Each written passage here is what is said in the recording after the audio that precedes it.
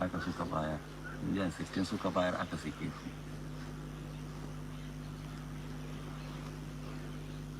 Miliyan 60. Kaga miliyan 60 din? Da ido na mu muka karɓo su. To me kuka yi da wannan kuɗin? Mun ƙaro bindigogi ne da su.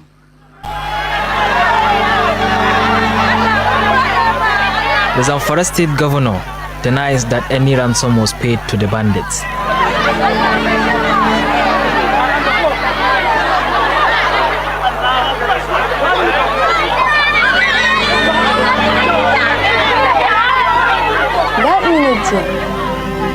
Ina so uwa kuma kowa ya rike ni gashi kuma ba dai tsayi da ka iya yi ba. Daɗi ne tiya.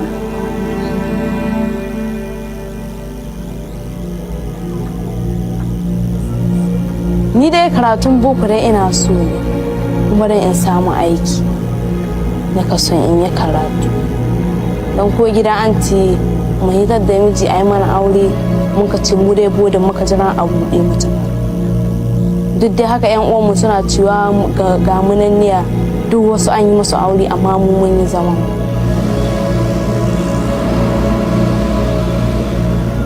The Jengebe girls survived, but the bandits are still out here unrepentant. And across Zamfara, many schools remain closed. This is a crisis that threatens the education of our children and has left all of us living in fear.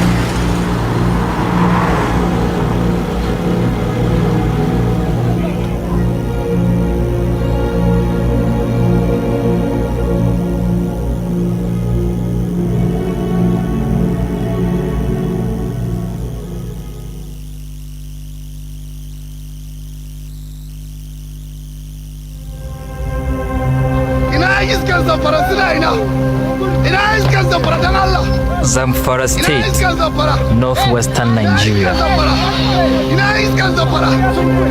Hausa vigilantes, along with government troops, are celebrating the destruction of a Fulani bandit camp.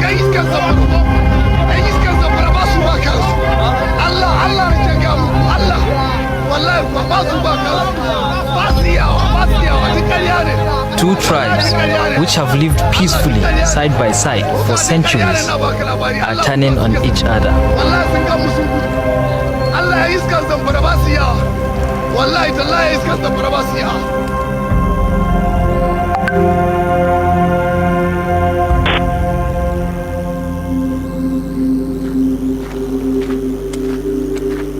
My name is Yusuf. I am a law student and I was raised in Zamfara. My mother is Fulani. My father is Hausa. Traditionally,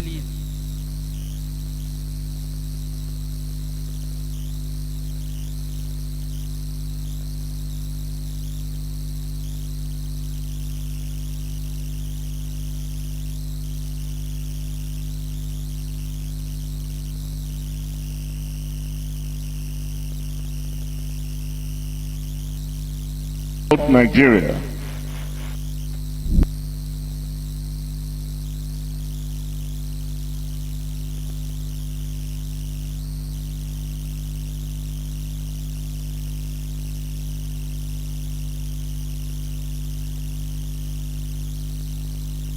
Of a great father.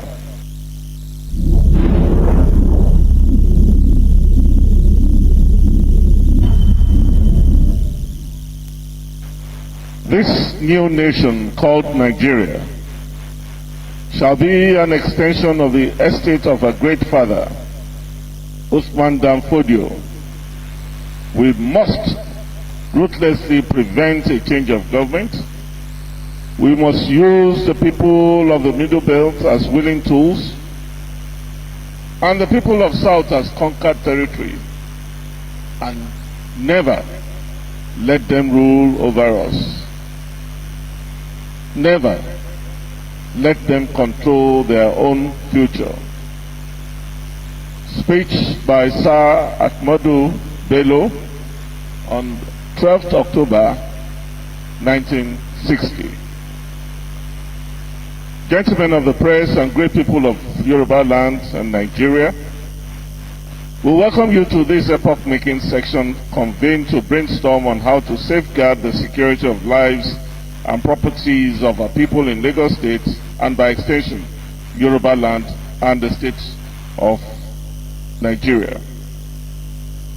We are in this precarious situation today because we have ignored the facts and counsel of history. When the British planned the amalgamation of the northern and southern protectorates to create Nigeria in 1914, their express intention was to make the rich resources of the south serve the interests of the north. Throughout colonial times, the British pursued policies that implemented that intention.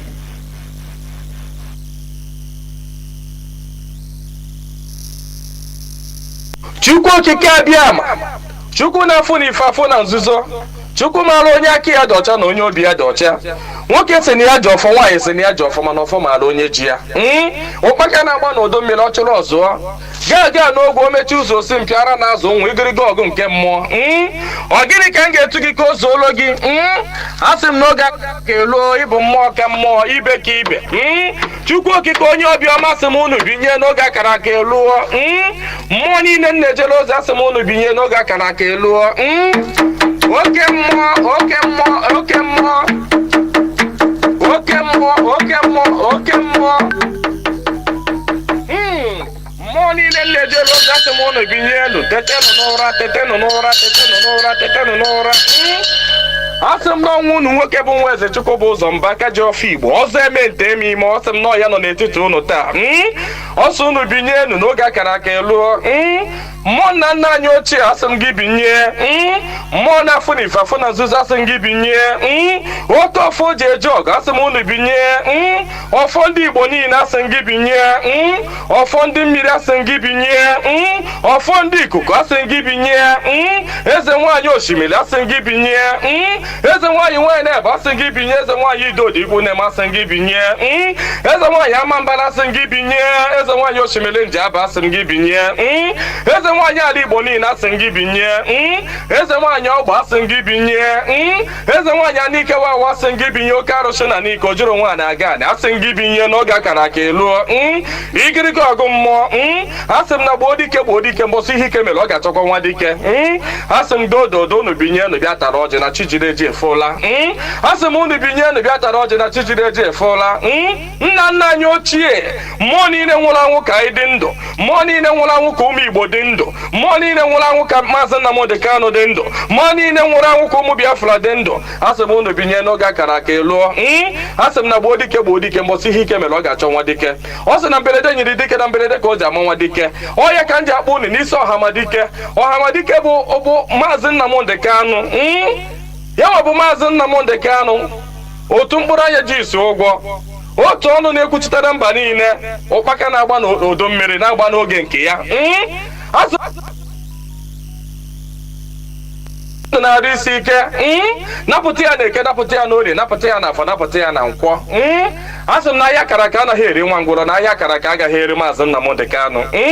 Asị m unu gaa napụta Nnamdi Kanu na Eke, napụta ya na Orie, napụta ya na Afọ, napụta ya na Nkwọ. Asị m mee ka ọnụ niile kwụrụ njọ n'isi atụgharịa kwụ mma. Ka ọnụ kọrọ ogiri ọnụ kọrọ ogiri lacha. Chukwu okike abịama onye jiri mmiri siri ike kpọọ aja were aja siri ike kpọọ mmadụ. Asị m na taata bụ ụbọchị Eke n'ala Igbo. Asị m na Eke ga-eketara Nnamdi Kanu ndụ. Eke ga-eketara ya nwere onwe. Oke ga-eketara ya ndụ. Oke ga-eketara ya Biafra. Oke ga-eketara ya nwere onwe. Oke ga-ekegburu ya ndị iro, kegburu ya ajọ mmadụ na ajọ mmụọ. Asị m na mbọsị ọ ga-apụta ekwensu ga-anọ n'ụra, ndị ilo ya ga-anọ n'ụra. Ọkwa na ekwe osu. Asị m gịnị bụ ekwe osu? Asị m na mbọsị ọ ga-apụta ya bụ ndị ilo ga-anọ n'ụra. Ọha bụ ndị ọha nwa bụ ekwensu. Asị m na ha ncha ga-anọ n'ụra. Na Nnamdi Kanu ga-apụta n'ike na ebube. Nnamdi Kanu ga-apụta n'ike na ebube asị m na ọnụ kwụrụ njọ n'isi ya ga-atụgharịkwọ mma asị m ọbịa igbu Nnamdi Kanu gbuo onwe ya onye si na Nnamdi Kanu agaghị adị ndụ onye a ga-eji anazere mmiri onye si na Nnamdi Kanu agaghị apụta onye a ga-eji anazere mmiri ọnụ niile kwọrọ ogiri ọnụ ga-akọrọ ogiri lacha osisi abụla otoro ga-emeche wee kwele onye asị na Nnamdi Kanu ga-apụta asị m na ọnụ anyị ji wee kwuo ya na ike ejikwa ya wee kwugharịa mma n'isi ya asị m na ebe onye ahụ na-atụ maazị Nnamdi Kanu aka asị m aka gị ga-akpọnwụ osisi ahụ fọrọ Nnamdi Kanu wee tọọ nkwe asị m ikuku futuo gị anya ọbụla fọrọ Nnamdi Kanu kwawa akwa alịla asị m alịla akọrọ ya n'anya onye fọrọ Nnamdi Kanu cheta ihe gburu nwa ya ihe gburu nwa ya gbuo ya maka na ọ bụrụ ya gburu nwa gị Chukwu okike abịa ma asị m na belede nyiri dike belede ka o ji amawa dike asị m na okirikiri ka a na-agba ukwu ose ọ dadị ukwu ose enu na okirikiri ka ndị iro ga-agba Nnamdi Kanu mana ha ama mkpata ya aka ọ sị na nkirikiri ka ọ na-ekiri odido jiri odido enyi ozu na ọkwanụ nkirikiri ka ndị iro ga na-ekiri ya mana ha ama afụ ya anya asị m na-eje anaba isi ije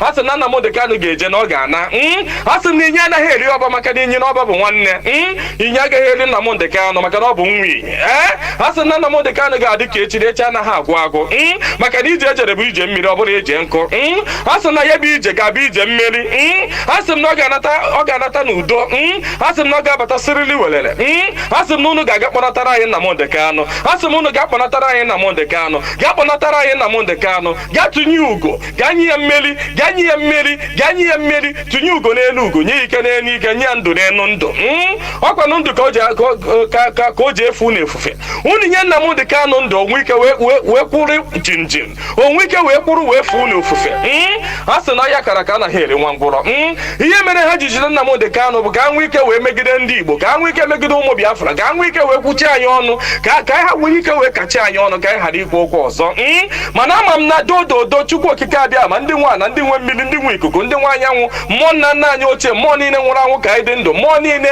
ọ kpọfọrọ ọbara ha n'ike maka ihi Biafra asị m unu binyenu asị m unu dododo na ọkwa na unu bụ ihe nwe ike a ọkwa na unu ga-eji ọgụ mmụọ ọkwa na unu ga-aga buori ahịa ọkwa na unu ga-aga napụta ya maka na ihe ọ tinyere unu n'aka anaghị ele ule asị m dododo igiriga ọgụ mmụọ eze nwaanyị niile nọ n'ala Igbo mmụọ niile nọ n'ala Igbo asị m unu binye maka na onwe onye nọ n'ụwa na-anaghị aṅụ mmiri onwe onye nọ n'ụwa na-anaghị eri nnu nnu bụ ihe ụtọ si na mmiri wee pụta onye ọbụla na-eri ihe na-eri ihe dị na mmiri onye na-asa arụ ji mmiri asa arụ onye ọbụla na-eme ihe ọbụla ọ na-eme ji mmiri eme ya asị m ihe ọbụla mmadụ na-eme n'ụwa mmiri ọ na-ebube ụzọ asị m onye ọbụla kpọrọ mmiri asị na mmiri a ga-agbagbu ya asị m onye ọbụla fụrụ mmiri n'anya ga-afụ Nnamdi Kanu n'anya onye ọbụla fụrụ mmiri n'anya ga-afụ Nnamdi Kanu n'anya onye ọbụla mmiri na-awụsa n'arụ ga-afụ Nnamdi Kanu n'anya onye ọbụla mmiri na-emesa n'arụ ga-afụ Nnamdi Kanu n'anya onye na-aṅụ mmiri na-eli nnu asị m na ọnụ anyị ji wee lie nnu wee ṅụọ mmiri na ị ga-eji akwa okwu ọma n'isi Nnamdi Kanu n'aha Chukwu okike abịa ama aja ala Igbo niile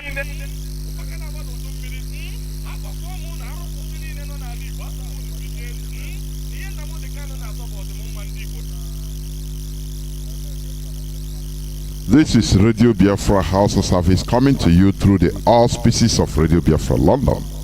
My name remains Mazi Chinedu from Olu province of Biafra land.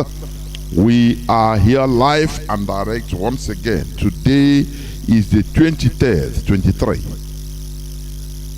of August in the year of our Lord 2022. Today is Tuesday. I welcome each and every one of you to welcome your friends and well-wishers, even your foes, your enemies. Do not deny them this hallowed platform or listening to this hallowed platform, because this is where we preach enlightenment. This is where we learn. This is where it started. This is our rallying point. Therefore, draw nearer to your listening devices, please, because the time has come again today in order to hear the gospel of liberation, the gospel of emancipation, the gospel of freedom, without mincing words. Because human beings, we are born free, as free people, and free people we should remain. Therefore, no person, no human being should lord it over others. this planet Earth is vast enough, has resources enough to accommodate each and every one of us as human beings. But because of the gluttony, the greed of people, natural greed of human beings, that is the reason why you see some people want to take it all. Some people want to take it all, whereas others don't have nothing. Our leader is Mazi Nnamdi Kanu, who is still in the enemy dungeon. But make no mistake about it, he must be freed. The whole world is seeing what is happening. Our leader was extraordinarily renditioned, kidnapped from Kenya and brought to a third country that he didn't have their passport. He was not holding their passport. He is not even holding their passport. Our leader Mazi Nnamdi Kanu is a British citizen holding British passport. He traveled to Kenya with British passport. But lo and behold, because of the corruption in Africa, because of the evil in Africa, Nigeria has to bribe Kenya government in order to carry out their dastardly act, to carry out their crime which they committed against Mazi Nnamdi Kanu and family, against IPOB, indigenous people of Biafra, even against Kenya people and against the international community. That is why we maintain, reiterate and continue calling on the world to hear our story, to make sure that justice is being given to Mazi Nnamdi Kanu, that Nigeria committed crime against him, against the indigenous people of Biafra. What we are doing is legal, is legitimate. We are calling or fighting for self-determination, which is protected under international law, international charter, even under the Nigerian law, Nigerian constitution. It is allowed.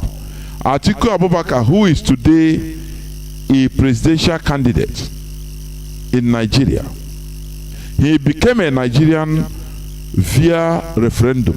That is what we are calling for.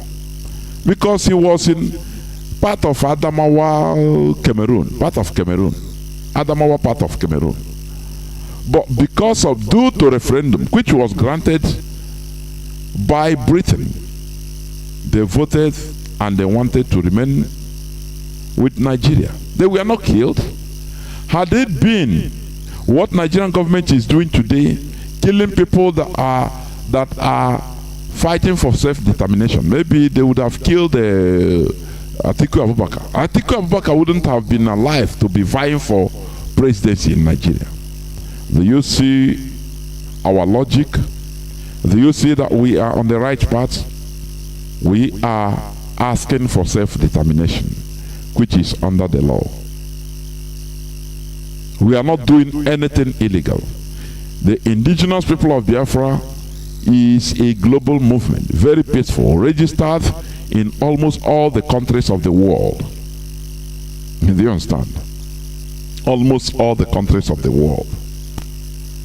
But in Nigeria, because of the contraption called Nigeria, because of the situation Nigeria represents, they proscribed IPOB, but they allowed the Fulani terrorists, Fulani headsmen, Fulani bandits terrorizing everybody in Nigeria, in every part of Nigeria. Make no mistake about it. There is no way tyranny can continue forever. Let me tell you this. When you study history, you find out that All those tyrants, empires rise and fall. It doesn't matter how long it takes. Empires rise and fall. We saw the Persian Empire. We studied about the Persian Empire. Babylon, Babylonian Empire, which is now relegated to just a museum in Iraq. Almighty Babylon. They were once a very powerful empire. The same thing, Persian Empire. The same thing, you have the Roman Empire. Today, Roman Empire is confined in just few kilometers square in the Vatican. Roman Empire has fallen. Therefore, when people are playing God on others, they think that it will continue forever. It's impossible. There is no way tyranny, injustice, evil should continue forever. The transatlantic slavery, it continued. The people were benefiting from it. Millions were killed, slaughtered, suffered. People were also benefiting, some people. But it went on for almost 400 years. Finally, it stopped. That is the world. The time it was at the apex, many people that time were thinking that there is no way. It is how nature has put it on them that they should continue suffering. But today, there is nothing like transatlantic slavery. The same way the subjugation of Biafrans in Nigeria, it will surely come to an end. The Fulani Caliphate, they understand. They understand the game. That is why they are trying, making sure, in order to use the resources in Biafra land to rebuild their structure, which includes Niger Republic, so that they will have a fallback, because they know that Biafra is going. Their Marabu have told them, their Juju have told them, their religious seers they have told them. So what you see, Nigeria is just the last game. The Caliphate, no. That is why yesterday I say it is a foolish man that doesn't know when Okwa wood has been, sheared in our dialect. Onye iberibe amaho gekere nke okwa. It is only some Biafrans, some Southerners, mostly Biafrans, that never still see the handwriting on the wall. The Fulani, they have seen it right from time. You understand? But we must continue creating the awareness, because faith cometh through hearing. We continue talking it. We continue singing it. We continue educating our people on the danger that Nigeria poses for all of us as a people. In Nigeria, we have no hope. In Nigeria, we have no hope. Our hope and solution lies in self-governance of our restored nation, Biafra. It doesn't matter how you think it. That is the reality. Therefore, once again, I welcome each and every one of you to today's edition of Radio Biafra HAUSA-SERVICE, coming to you through Radio Biafra London. I will go straight into reading some news headlines before I continue on the yesterday's topic about politics of collective interest. Let me go into some news headlines, or news that made it to the headlines in the zoo.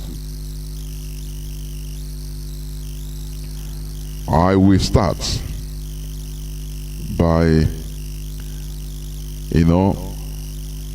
Ebony women government tango over disruption of August meeting by Bubago operatives.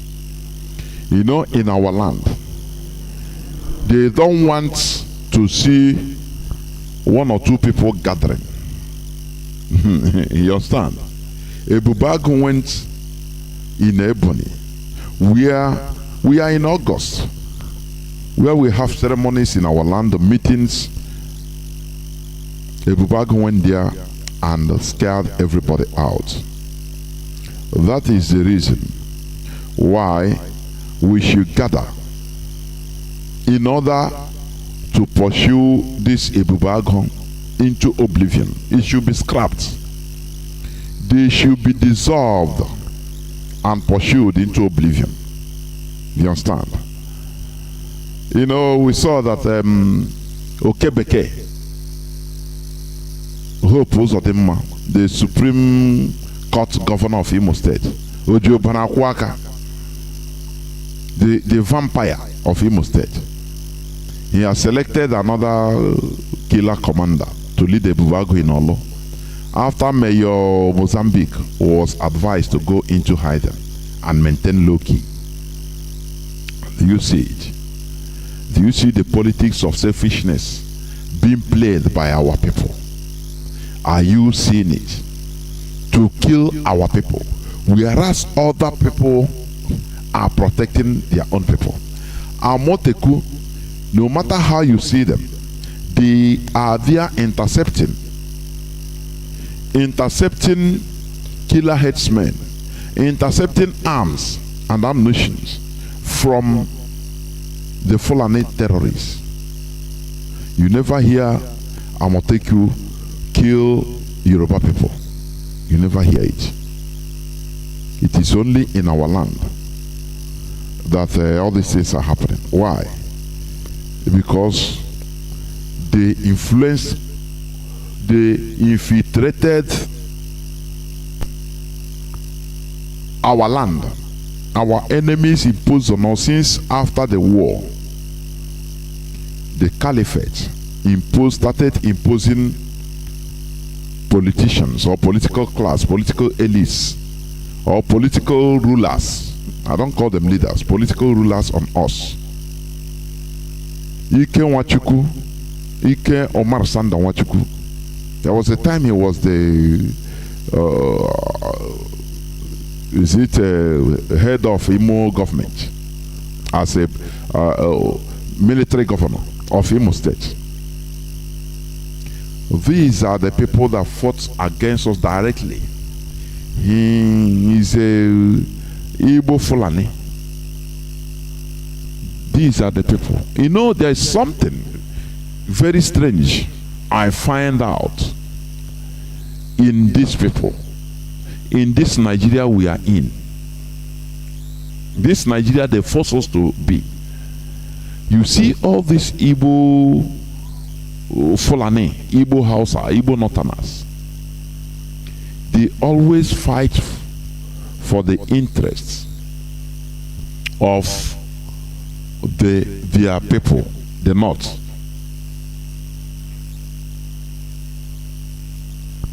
They always fight for the interests of the caliphate. Somebody like Ike Nwachukwu. It's Ike Nwachukwu that thwarted the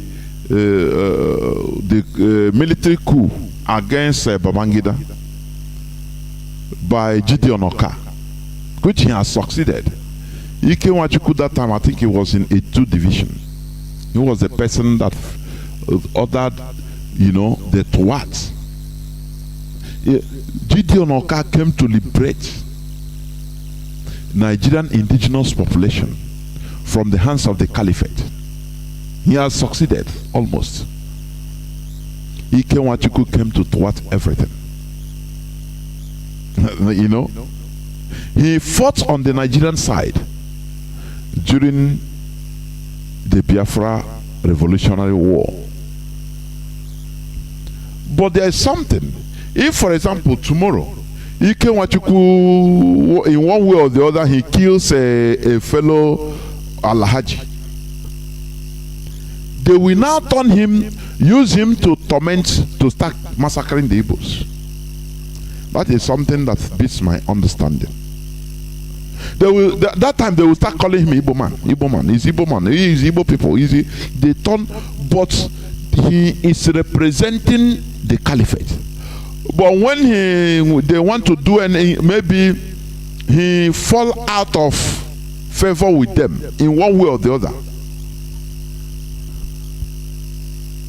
Now they will turn everything Igbo. That is one thing that beats my understanding. The Britain crying out on Nigeria, honestly. They tied us because they learned from India. India liberated themselves completely. Now they say they will never allow such thing to happen in Africa. You will see an Igbo man, Igbo Fulani, or like Omar Sanda, doing the biddings of the Fulani, killing Igbo people and others for the Fulani Caliphate.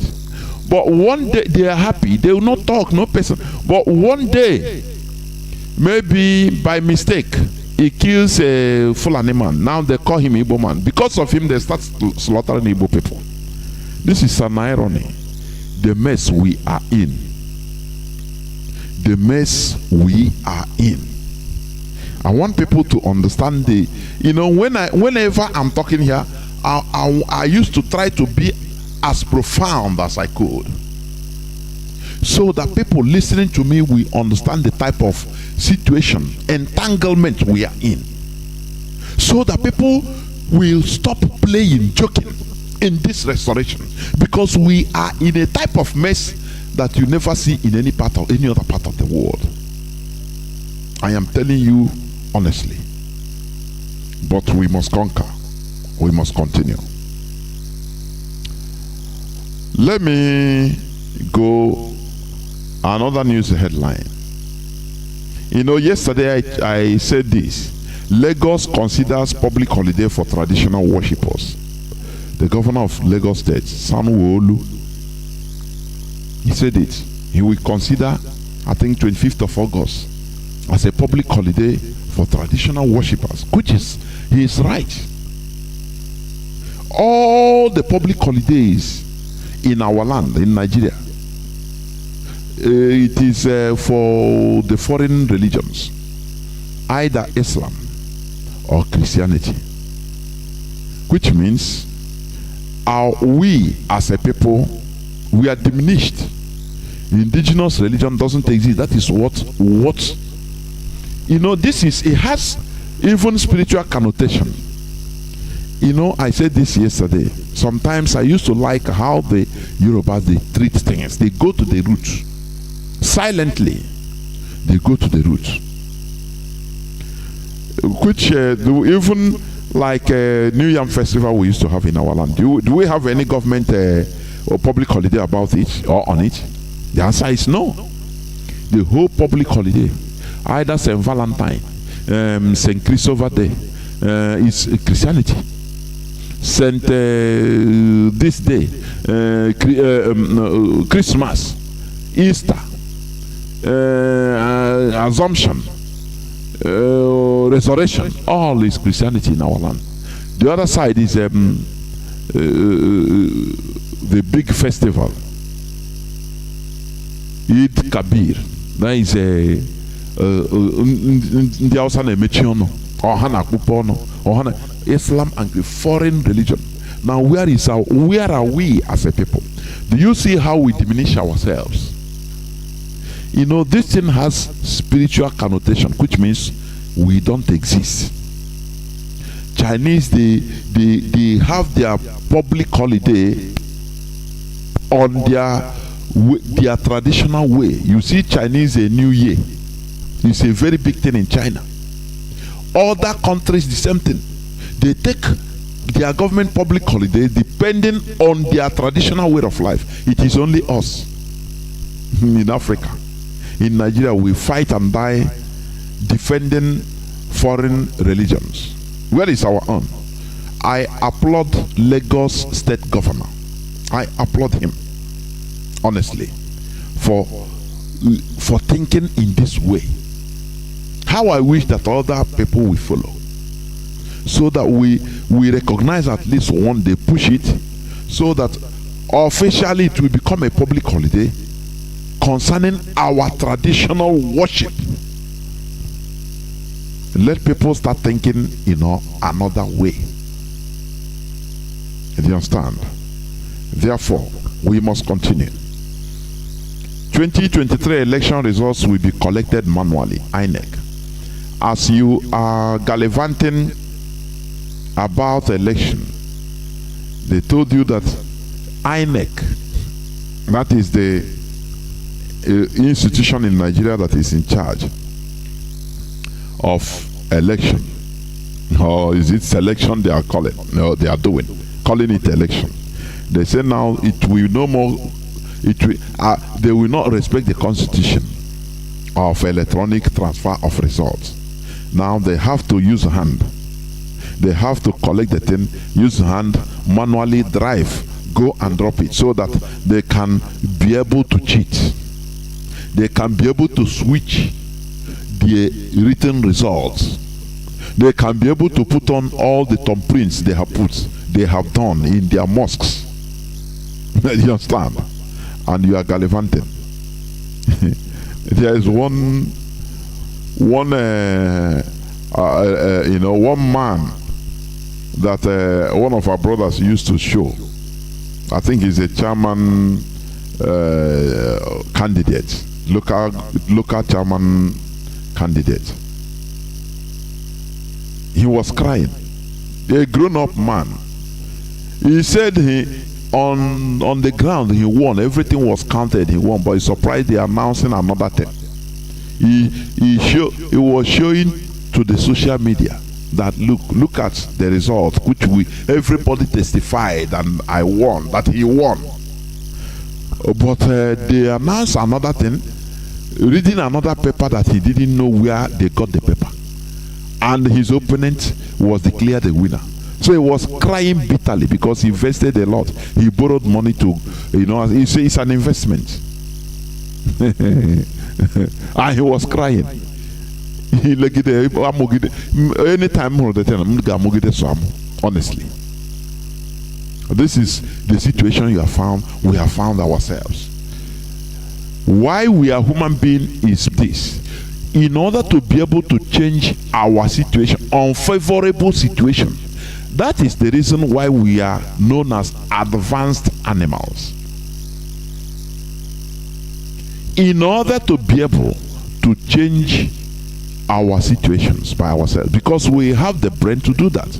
We have the energy, the capacity, the capability to do that. That is why we are human beings, advanced animals. But in Nigeria, people continue believing, calling on supernatural force to come and change situations for them.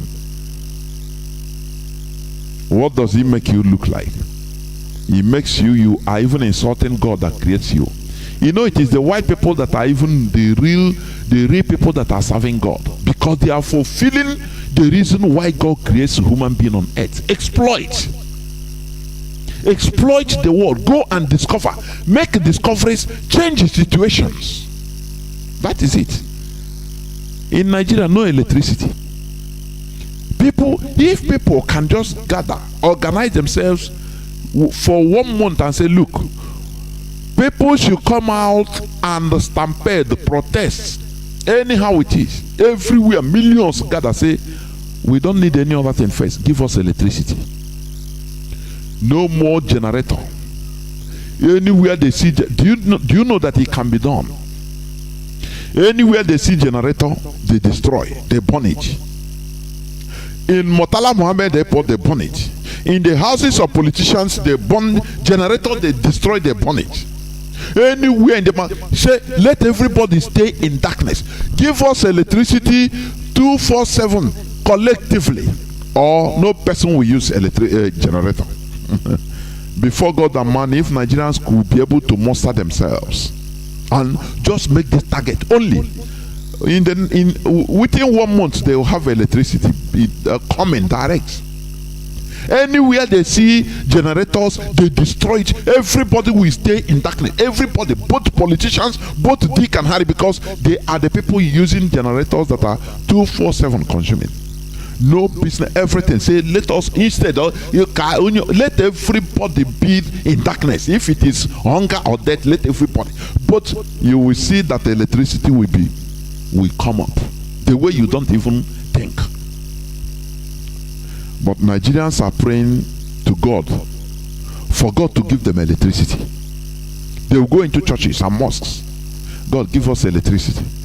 It makes God hate you more and more. That is why the country is every day is in a bigger mess.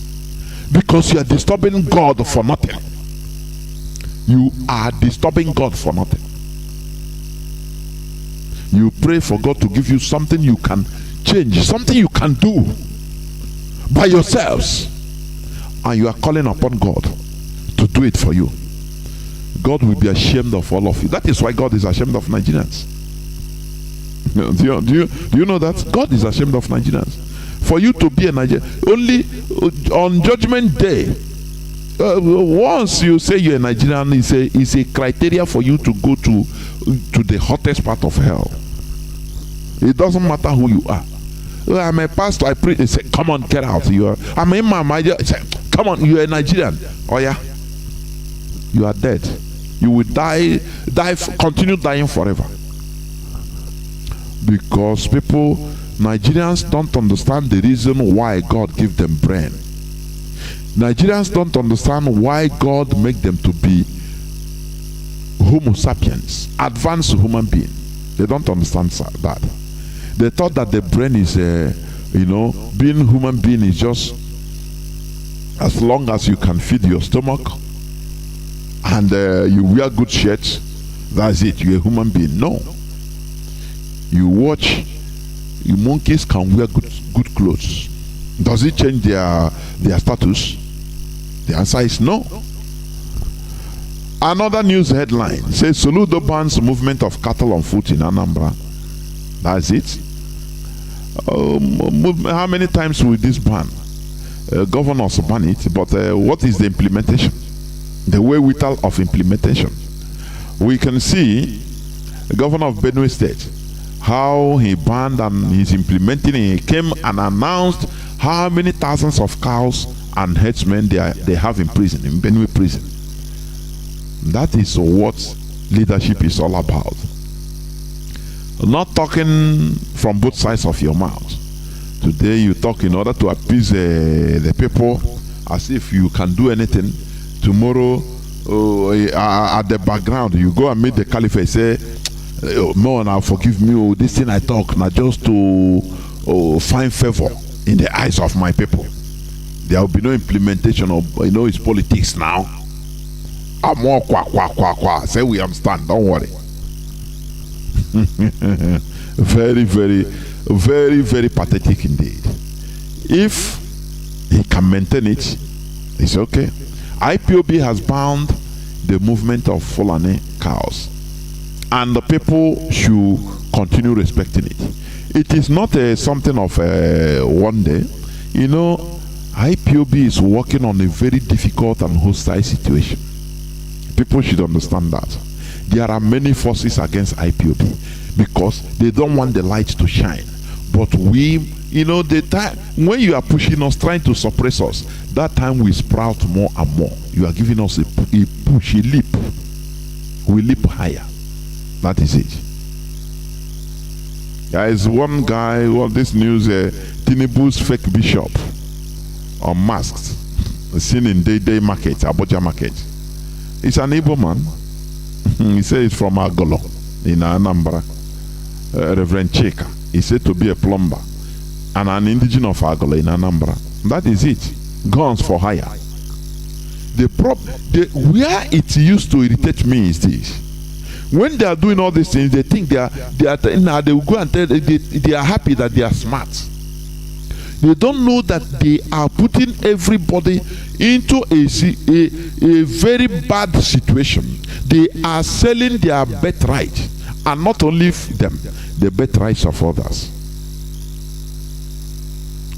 Okpa Abiasika sold his birthright, sold the birthright of every one of us. Yes, Nigeria defeated Biafra. But where is the position of Okpa Abiasika's children today? Where I ask, what is their position? For you to know that when you are planning, when you are selling your brother to a stranger, even that stranger don't trust you, because you know that you're a bad person. With the whole thing, Mr. Okpa Abiasika, whoa, they call him. What? The whole thing he gallivanted and talked. They sent him on missions outside, in the United Nations, in America, in Europe, everywhere, to campaign against Biafra. And he worked hard for it. Today, what is the reward to his generation? That is the question you should ask yourself. What is the reward to his generation?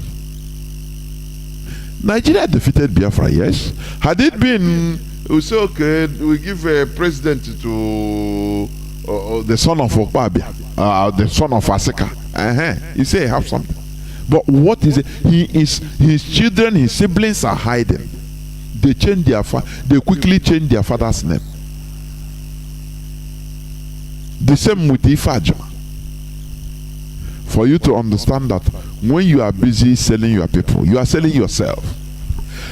The people you are collaborating with, the foreigners, the suppressors, the oppressors, they will be, supplying you money and wherewithal, but they hate you with their hearts. They will hate you with their hearts. You look at the conversation between the conversation, phone conversation between Alhaji and Kunle. Alhaji told Kunle that let him not mind all these Igbo politicians. All of them are trying to gallivant to do as if they are with them, but they are using them. Say they don't trust any of them. They don't trust any of them because they know that they are just simple businessmen looking for their pockets and their stomach, nothing more. So if you hear this from the horse's mouth, why are you still bent on destroying your people? Because when you destroy your people, you are destroying yourself. You will die. What if you are generations? They will be there suffering the same thing. Where is the son of Aziki, with the family of Aziki? Where is them today? All these governors that kill our people, do you see any of them being given a presidential candidacy? Is a Ebony governor, Devo Mahi. They try thinking that because of these people, they are useless. You know, that time they told them, they will go and tell Obiano, you are our man. We will give you, we will support you. You become Igbo president in Nigeria. So do our bidding. Hey, Obiano was happy. He said, Mietiala is in his, he put Mietiala in his cabinet. And they are directing him on what to do, to kill our people, to kill his own people. With the same elusive promise of being Nigerian president. They went to Rochas, the same thing. They went to all of them, Devumai, Okezi, Ugwanya, all of them. Even the Hitler, the little Hitler of Iguacha River State. They promised them the same thing individually. You are our man, we will support you. Just show us that you are not supporting this IPOP. Say, okay, me, hey, me, I'm crazy. I will show you now. Don't worry, I will not talk. How much he gave to Tambuwa? How much? Upon all these things, I war hanala. Anya abahuha. Even governor of Ebonyi State, even a senatorial seat, he don't have. They don't understand politics. Real politics starts from your people. Politics is grassroots. You cannot, Mazi Chinedu said this the other time. There is no way you can be a political leader of foreigners. It's impossible in Nigeria. No matter what Rochas Okorocha built in Plateau, in Nasarawa, so he want to, he built many things in order to make sure that, they take him as their leader. They tied turban in his head, around his head. But did he make them? Tomorrow they'll become, he's a governor of Plateau State. It's impossible. Or governor of Nasarawa. It's impossible. They will call you, all those things you do, they will say you're a philanthropist. Finish. That is the only way they qualify you. When it comes to political leadership, they go and pick their own. That is what our people don't understand. You must start from the grassroots. From the grassroots, genuinely. So that, it is the grassroots, that place you come from, that will give you the initial push, the initial energy, the tap roots that you need in order to grow up. When you plant a corn, the corn will first of all go downwards, form roots. The corn will first of all form roots before coming up to to be visible, to have leaf. Do you understand? That is what the politics people like the caliphate, they are doing. Ahmadu Bello that started with a northernization agenda, didn't he get it all? Other Igbo politicians were there. Nigeria, work on there. Britain, we are laughing at them. Ahmad Bello started saying, I will defend my people. It doesn't matter what it takes. I will openly, I'm not hiding it. I'm a northerner. I'm a Fulani man. I have to defend it. I will defend my people. That is where the British, they remarked him, they say, look, this person, he has what it takes. Forget about all these people that wants to be the king of empires that they didn't build. We must continue. The fake bishop was paraded in Abuja market. The time he was collecting whether 30 or 100,000 naira, he never knew. He called it sharpness. He never knew that one day it will backfire on him. Now is he still eating that 100,000 naira? The answer is no. Or only the shame. Now people remark him anywhere he is. That is what people should understand. Treachery doesn't pay. Treachery doesn't pay. That is why most countries of the world, treachery, a traitor, a saboteur, if you sabotage your country, they sentence you to death, they hang you. Most countries of the world, they don't pity traitors because they are worse than outside enemies.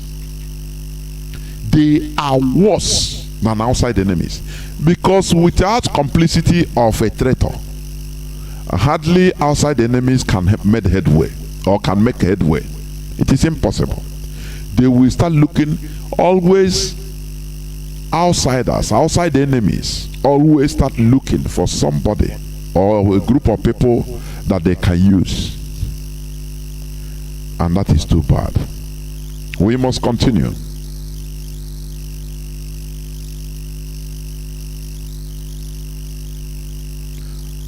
Let me go on this. This is another headline. This other headline. Why prescribe IPOB and not Mietiala? This is a question that has been here. Wolo Soyinka said. This is not only asking the question. We should drum it higher, very harder. Make the noise. Let people understand. Because there is no rationale. I used to say it and I continue saying it. The Fulani Caliphate is destroying every other indigenous population in Nigeria. The most potent weapon they are using is the hatred of Biafrans, hatred of Igbo people. That is the most potent weapon they are using. Before you know, if you want to read, they want to react. They say, no. Do you see? All we are doing is try to subdue the Igbo. So be with us. And they are killing those people also. They will blind their eyes with the hatred of the Igbos. You see, Fulani headsmen, Fulani, one tiny tribe, killing people everywhere in Nigeria. A kidnapping for ransom. Every indigenous, no people are not suffering this.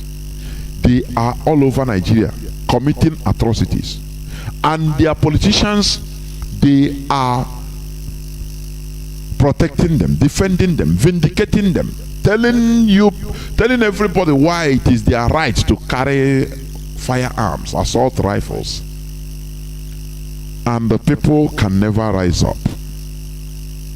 When they want to rise up, Fulani politicians will tell them, look, all these things we are doing is for the advantage of everybody, so that we continue putting down Biafra. Otherwise, Biafrans, the Igbo people will rise and dominate you. Everybody will keep quiet. Just like Niger government official said, all this noise in social media by Nigerians, what is it? Because they want to put the thing to rest once and for all. That is what the Fulani Caliphate told them. They are counterparts. And it works. Oh, everybody was shouting, why giving Niger Republic this type of money for cars, building railway lines, billions of dollars, everything. But even ASU is on strike. People are not being paid. Now, the other day, Niger minister, defense minister, came up and said, hey, Nigerians, why are you like this? We merit it. Even more. You know why? Because we help you people to defeat Biafra during the war. And everybody went back to the shell and said, hey, these are Bego, because they know that they have touched nerve. That they have gone a place where Nigerians don't want to discuss. They don't want to confront it. It's their weak point. When it comes to anything, discussion about Biafra, no, I beg, leave that. If that's don't talk. It's okay. If it's money, is it not only money? Let them build more railway lines for you people. No problem. Leave that.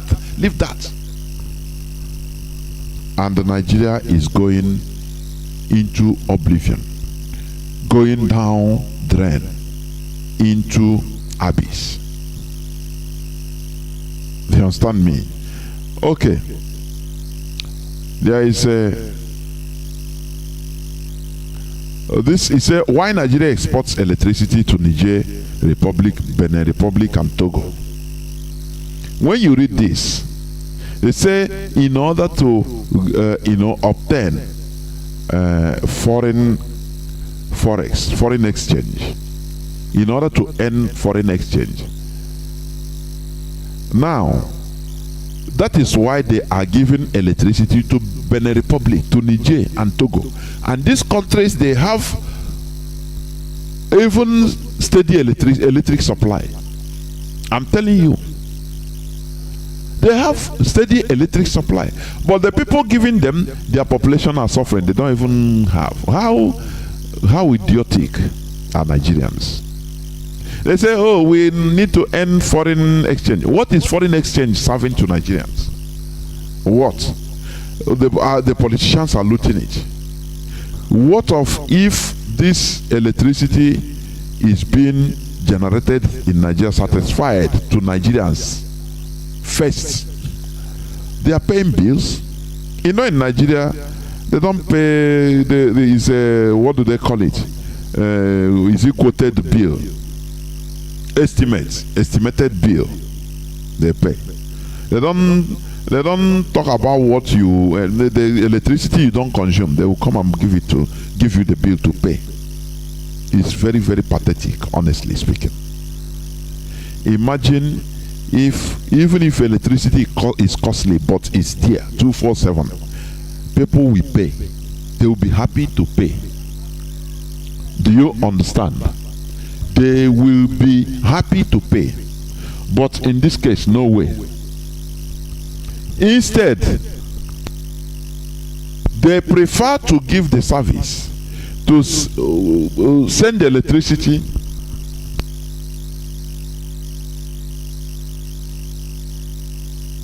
they prefer to export electricity to other countries to be enjoying. But Nigerians there are no electricity.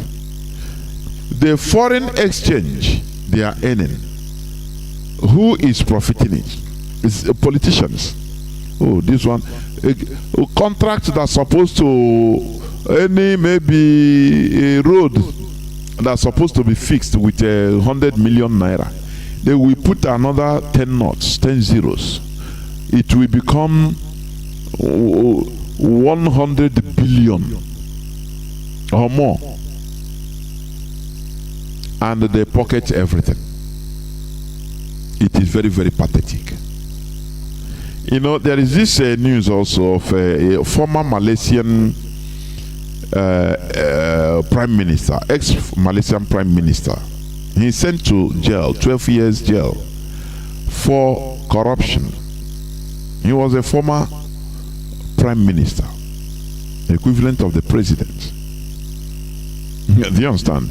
You know, he was found guilty on 7 counts, centered on a total sum of 42 million ringgit. That is $9.4 million. Now, $9.4 million. Okay, it's a chicken change to Nigerian politicians. This is chicken change. He was sentenced to 12 years in prison, and he was together with that sentence, he was ordered to pay a fine of $46 million, $46.8 million. Do you see where law works? They give you harsh, they give you harsh punishment, because they know that that money you stole, you killed many people. Public property, public fund, you destroyed many lives because of it. Now, he stole $9.4 million, but they sentenced him 12 years imprisonment plus to pay back $46.8 million, compared to Nigeria, where somebody will be in court for maybe $2 billion, $2 billion, not million, $2 billion, embezzling $2 billion. Now he'll be granted bail, number one, and to be paid, he will be fined maybe something equivalent in dollars, equivalent of $50,000 fine, and he will be bailed, and that's it. Okbare, Okuawola. Or Pota, even he will become a hero. People will welcome him from prison. Hey, his own people, they will welcome him. He will be singing music, praises of him. Tomorrow he will be there, he will vie for another political office. And useless animals will say, oh, this is our own man. Just like one brother said yesterday, that Nigerians don't fight criminals or criminal politicians. They like them. Nigerians love a criminal. The only thing is that they make sure that that criminal politician is from their family or from their tribe. That is it. That is a very good, very big statement, and it's true. Nigerians don't fight. They don't hate corrupt politicians. No, Instead, they pray and try to make sure that that criminal politician come from their family or from their tribe. That is it. Do you see the reason why in Malaysia you have many Nigerians, many Biafrans there, looking for green pasture or in search of green pasture? Because they punish defaulter of law, even ex-presidents, ex-prime minister. No person is above the law. He was given a harsh, the High Court upheld it because he was on bail going to court, but finally they upheld the judgment. 12 years imprisonment. He's going to serve it. Do you see? That is the reason why you try to get Malaysian visa to go there, and when you go there it's nice, you stay. Because of these things, something that you cannot achieve in your country.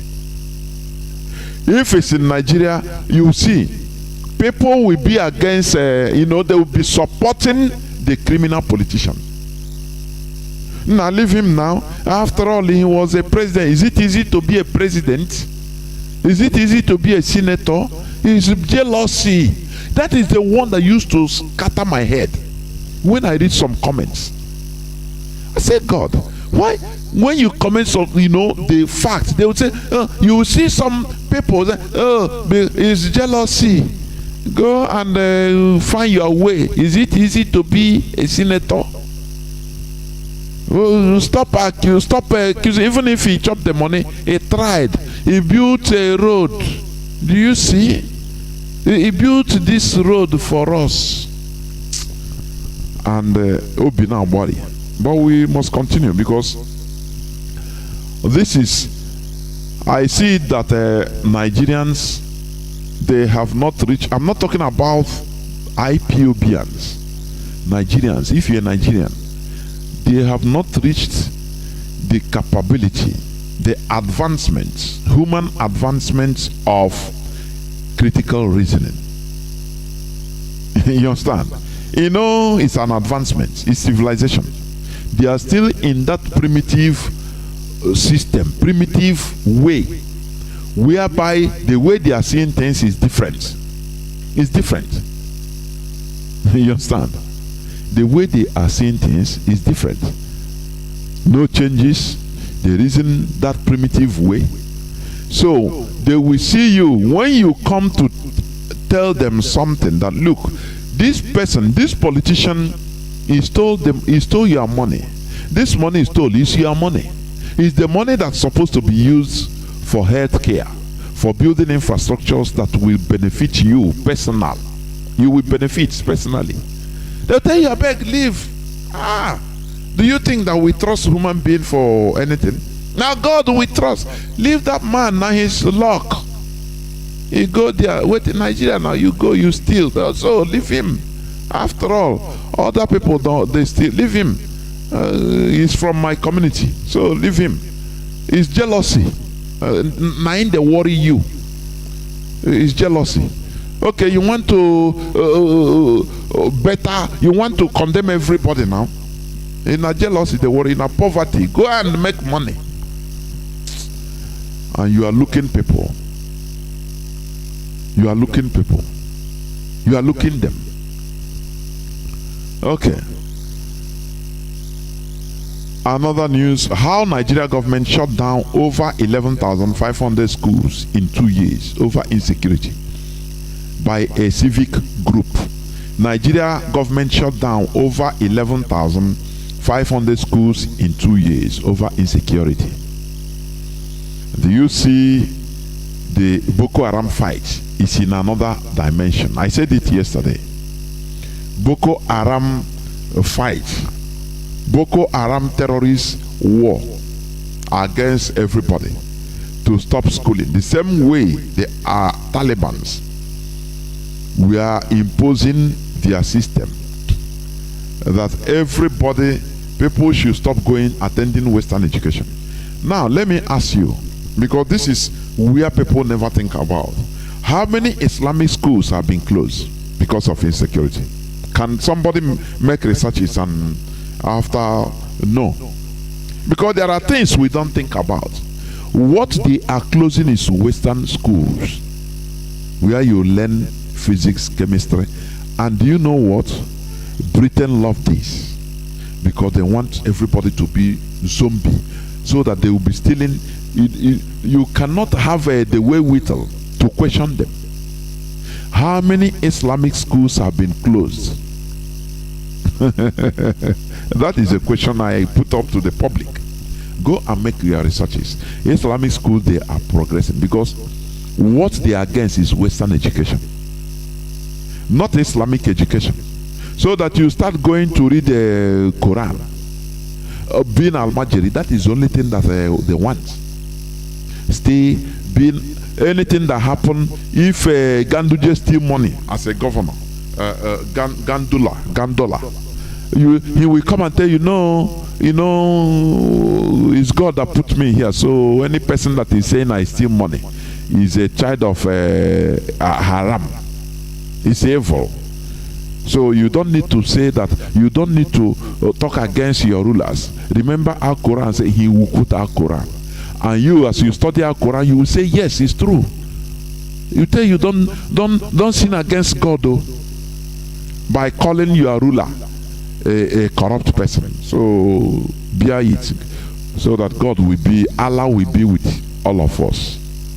Allah will help us to build a very nice city. And everybody, that is what they want you. They are now pushing. Have you heard about the closing the Islamic schools? There are many Islamic schools in Nigeria, in the north, in Abuja. They are not closed. What they are closing is Western schools. You understand? Where they learn Arabic, how to pray. They even encourage everybody to be, to be going that type of school. The same way, what they can give to us now is a translation of a Quran in Igbo language. Don't you see that there is something amiss? We are shouting, we don't have factories in our land. What they sponsor is to the translation of Quran. Unso Quran.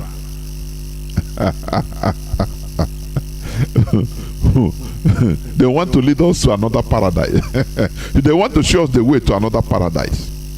Maybe the Christian paradise have rotten. That is so now in the Islamic paradise we'll be heading to. India Oburu Kabara. India Oburu Kabara. All is conquest, nothing more. Mental subjugation, so that they can control your life, nothing more. The same way the Europeans are controlling our life through the Bible they bring to us. Any Biafra, any Igbo man, Igbo woman you talk about, you quote for you from Genesis to Revelation. What happened? Oh, now why no? On that thing. When you quote to them this and that.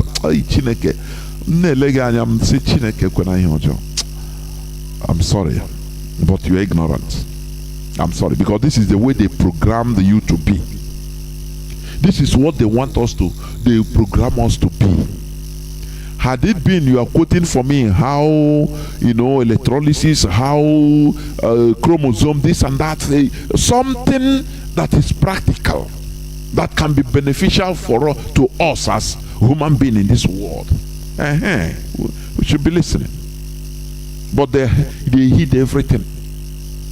They hide what now they are going into space, sending vehicles to space in order to harness rare elements, materials that you cannot find in this world, or that is little quantity in this world. They are now find another way to be taking them from space. They will not tell you the secret of how to go to space, build vehicles to space, but they tell you, send you books you will read, and after you become a mumu man, so that you be aspiring to fly to heaven when you die. By that time, once you die, there is no more coming back. The regret you'll be having, saying, nah, so these people, they deceived me, that time is too late. All of you go to heaven, leave us. Now with Islamic heaven, they want to provide for us in Igbo land. The burden we carry, they want to add more.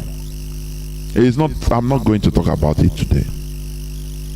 Now, last but not the least, on the headline, Zamfara government wants to grant one Fulani terrorist amnesty. His name is the bandits leader that drinks blood, Mohammed Bello, aka Bello Tuji. Because he embraced the peace initiative. He sent thousands of people, if not tens of thousands of people, to their early grave. And he took over many communities, destroyed the properties. Today, Zamfara governor is trying to give him amnesty. Do you see the mess we are in? We are in a complete mess. But let me compare it to the way they slaughtered this Benue man. They call what is the name? Ghana. The man surrendered to them because he's an indigenous person fighting the Fulani terrorists. Now he surrendered according to the advice of Governor Otto. But the Fulani military met him, he surrendered himself to them, and they slaughtered him. The Nigerian army has disclosed how Tawaze Akwaze, aka Ghana, the most wanted criminal in Benue State, was caught and killed by its troops after surrendering, and they killed him. But look at this other man in Fulani terrorist. This one it was September 2020, 2 years ago. He surrendered. He was fighting the Fulani terrorists, this Ghana, and after he surrendered, he said, "No, I'm no more interested."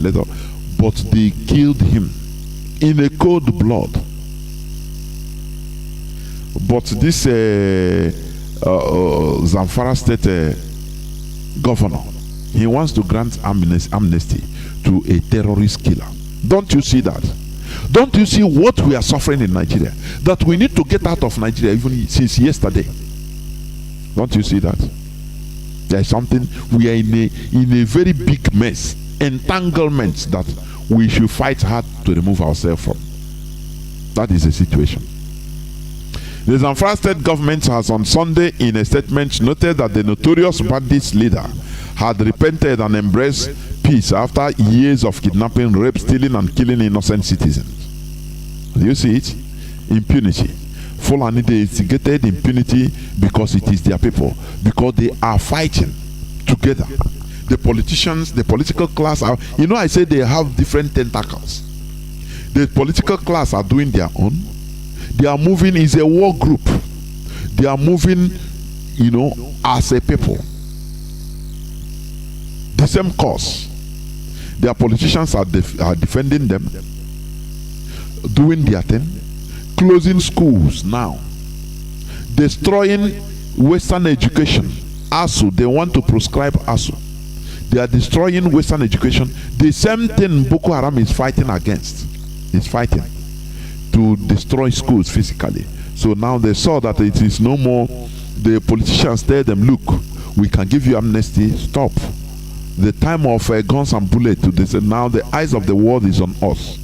But we will do what we are doing. We will continue the fight in a softer manner, with political, system, because we have power. So leave it. And they immediately issued statements in many states in the north and Abuja that there is security threat. So every school should go. Western schools should go. Children should be on vacation immediately in different states in the north, including Abuja, the capital territory. And Nigerians didn't see the handwriting on the wall that the Nigerian government is Boko Haram. Boko Haram is Nigerian government. Now the Zamfara governor is granting the notorious terrorists amnesty after destroying lives they cannot bring out. Do you see? You know, when people will tell them, look, watch Biafra. You want Biafra to go? Leave them. Leave this. You know, we are training these people. We grant them amnesty so that Biafra will remain, and Nigerians will keep quiet. Once they hear you want Biafra to go, everybody will be shivering because of the fear and hatred of Biafra. Nigeria will be destroyed, and it's been destroyed. That is the reality. I will continue the topic of my submission from yesterday, which is politics of collective interest. Politics of collective interest. You know, as I said, politics is the way that people living in groups make decisions. The way they make decisions. But the worst part of it is in Africa. Africans in general are not playing their politics. They are being influenced because they lack the capacity, the power. They are being influenced. That is why they are not playing the politics of their collective interests of their people.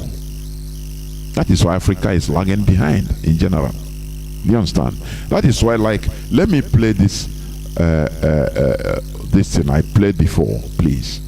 I played it before during my preamble, but let me play it again so that you hear it. I want to bring out something from there. Please listen. Listen to it. This is a white person. He's a white man. Africa historically, sub-Saharan Africa, has been fundamental to the global prosperity. Africa historically, sub-Saharan Africa, has been fundamental to the global prosperity of the advanced countries. Okay? And Africa had a role to play. It has a role as a raw material producer. We will not allow... You know, since right from onset, since the coming of the Europeans in Africa, they found out a vast amount of raw materials, precious materials that is needed. Now they devised a politics of continuous maintenance of Africa in a mess, so that they will be able to be taking the raw materials. That is what this man is saying. He's a white man. Do you understand? That is the reason why Africa produces gold, has gold everywhere, from Mali, gold and diamond, Mali to Gabon, to even the zoo, to South Africa, to Botswana. Everywhere they have gold and diamond. But tell me any African country, I say tell me, that have gold reserve in their reserve, that has enormous quantity of gold reserve. It tells you all you need to know. You go to Antwerp, Belgium, you go to Britain, you see enormous gold reserves. They bring us paper in the form of money, and they take everything we have. That is the politics the Europeans put in place. Because in a politics like this, in every politics, there must be losers. That is the truth about it. There must be losers. You know, the politics the Europeans put in place, the politics of their interests, collective interests, to the detriment of Africans. That is why they put in place this charade they call democracy. You know, normally politics should be organic. You know, the political system of a country should develop organically. But Europeans, they cut the organic process in Africa. They created rubbish and now imposed a type of governance which is convenient for them, beneficial for them, to be milking us. Democracy, they call it democracy. Make no mistake about it. Britain learned democracy, read democracy, white people from our land, from Biafra land. When Britain came to Igbo land, they saw that we Biafrans, we don't have any discrimination between men and women in the art of governance. Our women are they partake in governance, in rulership. Do you understand? So they are the people that destroyed it. That is why they put warrant chiefs. They say that these men and women combining together, ruling, sometimes it become a woman ruler, sometimes a woman king. Say no, it's not good. That it brings confusion, because that time their women, they were treating their Britain, you are seeing today, they were treating their women as Afghanistan, as like in Afghanistan, as Talibans, relegated to their background. British women started voting, I think 1918, at the age of 30. 1918 of yesterday. But these are the people that will come today and tell you they are NGOs. We say, we don't have a woman equality. We have a woman. Because people don't study history. That is it. We have a problem. That is why they can come and tell you they come and tell you rubbish. Do you understand? Britain, they started allowing their women to even vote as from 1918. Later, I think 1930s, now they start allowing their women to at least vie for office. And that 1918, people, to vote, you have to be a woman. As a woman, you have to be up to 30 years. 30. 30. You understand? So these are the people that come now, they put a political situation for us, teaching us democracy. Sometimes if I look at this world, I laugh. First will be the last and last will be the first. They are now teaching us how to respect women. Women equality. And they saw all this in our land, they destroyed it. That is one of the reasons they had what they call about women riot, which is about women protests. They killed many of our ladies, our women, our wives, our as of that time, our women. Have somebody asked the British, you are shouting of democracy, but you killed our women, more than 50 something of our women. People are dying or lack of perishing because of lack of knowledge, ignorance. Continue listening. That had a role to play. It has a role as a raw material producer. We will not allow sub-Saharan Africa to escape that. Okay, we do everything to keep sub-Saharan Africa where it is, also impoverished. It's absolutely vital for the prosperity of everyone. How do you think that they keep sub-Saharan Africa impoverished? How? They are no more here directly. I mean Europeans. How? Is it not through this electioneering? This is their so-called democracy. They pick any person that is their pet. Before you become a president, you must go to Europe as a black African. You must go to France or Britain or Spain or Portugal in order to give account of what you have to do when you enter office. They will check you, measure you, put you in their secret cult agenda, so that you will not say, oh job, you will not escape. Now they will use their media. They will use their media in order to promote you, the highest bidder. Do you think that, you can develop Africa through this democracy, so-called democracy? This is not a democracy, it's a charade. Every 4 years or 5 years, you remove somebody, put another person. Just the same thing. What are they doing? Nothing. It's only this, through this, because they have the leadership. They have the political system in their hand. They hold everybody hostage. Africa never charted their own way of ruling themselves. They never charted their own way. The same way Arabs. Let me tell you. You see, like Saudi Arabia, America tried to go, is an American ally. But there are things they don't dare put mouth. They say it's their way of life. Don't go there. They charted their way naturally. UAE, United Arab Emirates, is not a democracy, but they organize their unique system of governance, and it is working for them.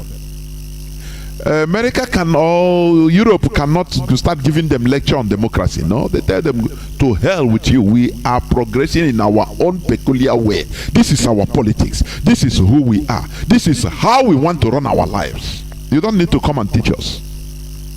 But in Africa, mostly in West Africa, in Nigeria, because the system, they have house niggers, the Fulani, the caliphate. So, that when you see a caliphate member, a caliphate politician, every time you quote, you say, this is a democracy. Onatoya is laughing. Democracy put in place by Britain, where census was falsified. It puts the caliphate into perpetual control of Nigeria. Because they will tell you democracy is the highest number. It's a game of number. That is always what you hear from them. But Harold Smith told everybody that, look, this population of the north, that he went to the north, he didn't see anybody. He saw only vast land, but no population. But they will tell you always in Nigeria, oh, the population of the north. Now you ask the Sahel, Niger Republic, how many are they in population? How many are they? That is a question. You understand? If Sahel has plenty people, more than Niger has a population of 24 million in 2020. 24 million, the vast land of Niger. Just check all the Sahel, their population. They have very little people. Mauritania, you see, that have vast land. They have, I think, 4 million people only. But it's only in Nigeria you see things are not natural. They tell you that the desert region is more conducive, where they have population more than a very favorable rainforest region, that life is easier. And the Nigerians accept. It is the politics of Britain. They falsified all these things, change nature. And idiots continue believing, working towards that. And you say, oh, we are going to progress. Don't worry, it is challenges in Nigeria. We are going to progress. Vote another person. Vote. Look at how they put Tinubu and Shetima. They know that Tinubu, if, for example, let's assume that the 2023 election was Tinubu win, he will not stay up to 1 year. They will kill him off. That is why they ready the Shetima to be there waiting. They made him ready, waiting to take over power. Even before Tinubu breathed his last last breath, before he died, he announced to go that is Shetima now the president. So that is it. Niger Republic with a vast land, 24 million. Check Mali. Check all this Burkina Faso. Just as I'm telling you, you are in front of your computer, be checking them, their populations. It tells you all you need to know. It's only in Nigeria that the Sahel is more conducive. It has more population. What the politics Britain has put in place is absurd, honestly. Let us continue. So let's get clear about that. Okay, and this means all the economic structures, all the global institutions, and the economics we teach everyone is all designed to keep Africa exactly where it is. And whether it is Europe or US or now China, it's always the same. We need Africa to be impoverished because we need those raw materials and we need them dirt cheap. Okay, so that's the message. It doesn't mean to say that there's nothing Africans can do. Of course there is. Okay, but this is the opposition that they're fighting. This is what it's about. Because if Africa does do something different, I assure you living standards of all those in Europe and North America and Asia is going to fall. Of course, that's the reality. Let me leave it here. That is the reality. If Africa today collectively have brain, start developing, start being like other human beings, the living standards of Europeans, Americans, even Asia countries will fall, because Europe designed Africa to be where it is today, source of cheap labor and raw material. As doctors are running away from Nigeria, highly qualified doctors that if you invest on them, a good government invests on them, they will be working miracles. But they are running away to Europe and other countries. They will go to Britain, and maybe they are paying British doctors. What they are paying British doctors, they will be paying them lesser. This is cheap labor. They will qualified doctors now. They will tell them to be nurses, taking care of their old men and women, carrying their sheets. These are qualified doctors. That is cheap labor. Raw materials and cheap labor. The way they have put us, that is their politics. It is for their interests. Do you understand? Do you understand? A country can never develop inorganically. You must chart your way. That is what people fail to understand. How does the Europeans hold Africa hostage? Are they controlling? What are they in charge directly? Do we have white president or white prime minister in Africa? The answer is no. But the problem is that the politics they put in place, this political system, political framework they put in place, that is what is working for them. That is why for any African to liberate, look at what this guy said. You know, Jacques Chirac in 2008, Jacques Chirac, the former French minister, he said it openly. He said without African countries, that they would have been like any other quagmire. France wouldn't have been developed, wouldn't have been living well without African countries. He said, you know, sometimes white people, they open up so that you understand. Because sometimes they talk so that the spirit will listen to them. Know that you understand? Jacques Chirac said it. Go and Google it. 2008, he said it. But what happened? Till today, the same thing. They put political systems in place to their collective interests at our own detriment. That is why any country in Africa that wants to develop must first of all find their own way, like Paul Kagame is doing in Rwanda. They call him a dictator. They call him this and that. But he is leading his people. That is why, you see, I used to play the question, the interaction with Paul Kagame and BBC journalists. You have a poor human rights record. Oh, you are this and that. They say you are in value. We talk about value. You say what is the standard? Who has the standard value? So Europeans, they believe that we don't have value.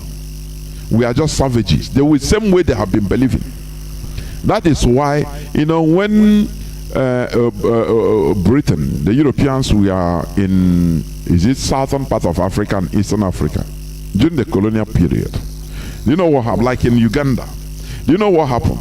Britain, they purposely invited Indians and Pakistanis, people of color also, people of white color, in order to come and run the economy, the economic section of the private sector, economic private sector of Uganda. What I'm telling you is a fact.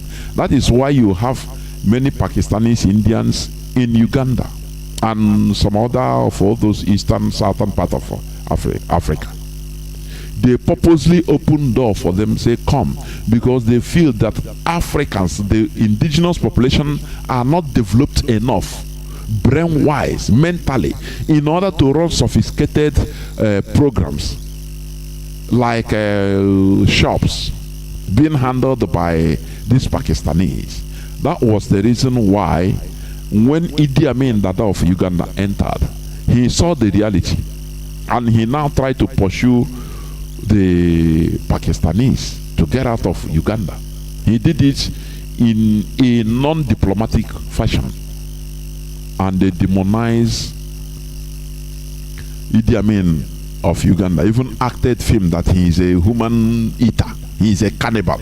All these things are, propaganda. This Britain, Europeans in general, they know how to demonize somebody. They know how to turn you against your savior, somebody that is saving you. They will use their praise to turn you against that person, so that you will kill that person if you see him. But you don't know. Ignorance will make you not to understand that that person is your savior. That is why they demonize Sani Abacha.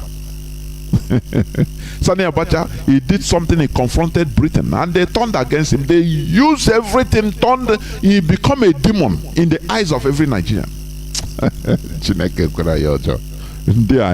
These people are like demigods. Until we are able to develop mentally, in order to understand some things, some secrets, we are nowhere. You cannot compare yourself with them. I'm telling you honestly. So what am I trying to say? Europe put a political framework in Africa to continue keeping us like this. What is that framework? Elections in Nigeria. I said they are preparing. Do you know how many billions? Do you know how many billions that are being wasted?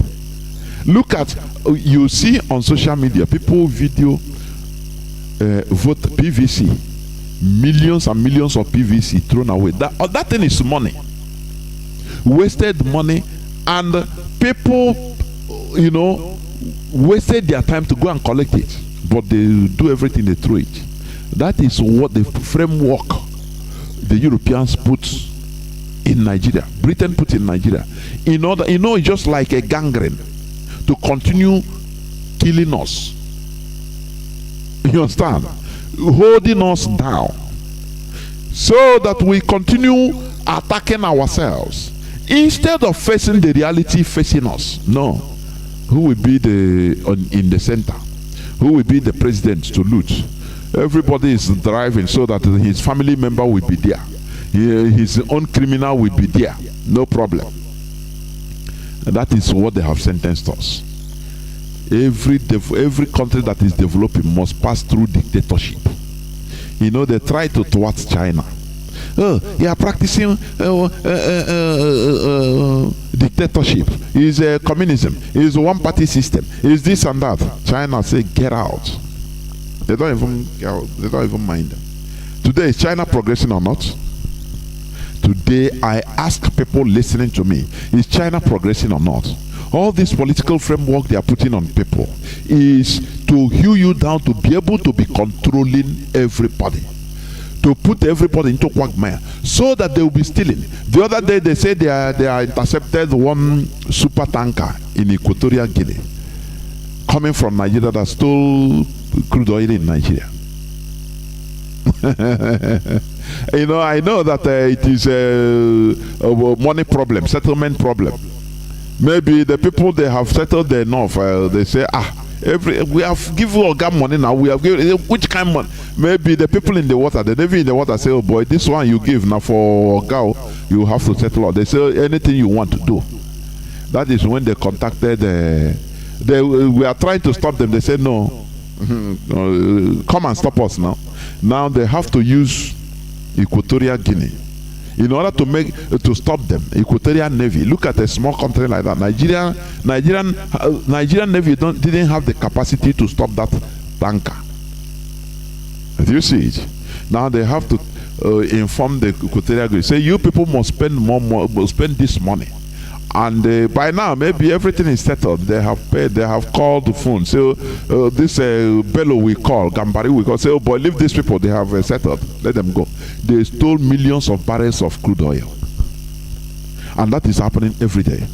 If we are in control of our political system, do you think that Europe, do you think that Britain will be stealing this oil? It's impossible. I saw today Olaf Scholz of Germany. German president, chancellor. He traveled to Canada in order to scavenge. They are scavenging for gas, liquefied gas, hydrogen, all these things. Because they are in desperate need, because of they are winning themselves from Russia oil, because of the desperate situation. And Trudeau, the Canadian Prime Minister, told them that look, we will try our best, but we don't think that all this thing will be done in this short time. Do you see it? That is doing business in an equal way, in mutual respect. You take your money, you go and go to supermarket and you see price, you buy. You are happy, the person that said to you is happy. Not to go to steal, as Britain is doing in our land. Do you see why they put all these politics? In order to continue weighing us down, so that we continue suffering, so that you die to get visa for UK visa, and when you reach there as a highly qualified professional, they turn you into carrying sheet of old men and women, and you have no option. They will tell you if you don't want to do you, they will expel you from UK. Say get out, go to your country. Do you see what we are suffering? That is the reality. We need to do something as an equal human being we call ourselves. We need to do something to change this status quo, and that is what we are doing. That is why Biafra, we are fighting to restore a country that will run our unique system of governance that will surprise the Europeans. They will not even understand the system because it is unique to us. You understand? We are every nation, every clan in Biafra land, we make law with their language, so that lawyers will not be deceiving people, lying to people in court, using Italian, mixing Italian language with the ab initio, Greek with the English. People don't understand it, but they clap. No, you speak your language. You speak the language, your traditional language, so that even old men and women, they understand the language more than you. You cannot cheat anybody. You cannot lie to anybody. Everybody will detect that you are lying. Not using all this rubbish, they brought to us. That is the reality. So, let me continue. Remember, I am talking about politics of collective interest. Politics, as I have said, is the way that people living in groups make decisions. People living in groups make decisions. Politics is about making agreement between people so that they can live together in groups such as tribes, cities, or countries. Politics of overall collective interest is never achievable in Nigeria because of the opposing differences in values and ways of life. There will never be any overall collective interest, politics of collective interest in Nigeria. Our leader said, revolution, like people calling for revolution now, that is bunkum. These are ignorant people that are just trying to play, joke. Revolution now. Who are you calling for revolution? People that will come out and they will start, if they start anything, they will now turn it into tribe that, oh, it's Igbos that are destroying Yoruba property. Our leaders say it should be spontaneous but regional revolution, where each tribe, each region go and deal with their own politicians. That is how it should be successful in Nigeria. Spontaneous but regional revolution. But when you say, oh, you want to save Nigeria, it's in a way Nigeria that you are a liar. Look at NSAS. The Northern youth, they were supporting the SARS. They come, it became pro and against. Why mostly the Southern youths were rising up, the Northern youths were there. Their politicians use religion to say, hey, these are Nyami, they want to rise up against them. They don't even understand what it means to revolutionize. Now they start destroying Igbo properties. These are the people that you want us to continue, the situation you want us to, people want us to continue being. Nigeria is never a nation, neither a country. It is simply a contraption. For your information, a contraption is just a machine, device or system that is badly made or unsafe, that could fall apart at any point in time. It's a machine, machine, device or system that is made that is unsafe. It can just fall apart at any time. That is Nigeria. That is what a contraption is. So that when you hear us speaking contraption all the time, what I mean, please. It's just something that is put together, that is unsafe. It can fall apart, so only can maybe at any time. So it's not safe for use. You understand? Nigeria is a conglomerate of amalgamated nations with divergent and highly opposing values. Therefore, there will never be a common collective national interest. It is impossible. Because some are pursuing going to east, others are going to west. Therefore, it is impossible to have a collective national interest. It's impossible. It will continue to always be sectional and frictional. Why the Fulani Caliphate is playing their politics of Fulani collective interests of conquest and domination over others using the illusion of Nigeria. Our people continue playing this stomach politics of selfish interest to the detriment of our collectivity as a people.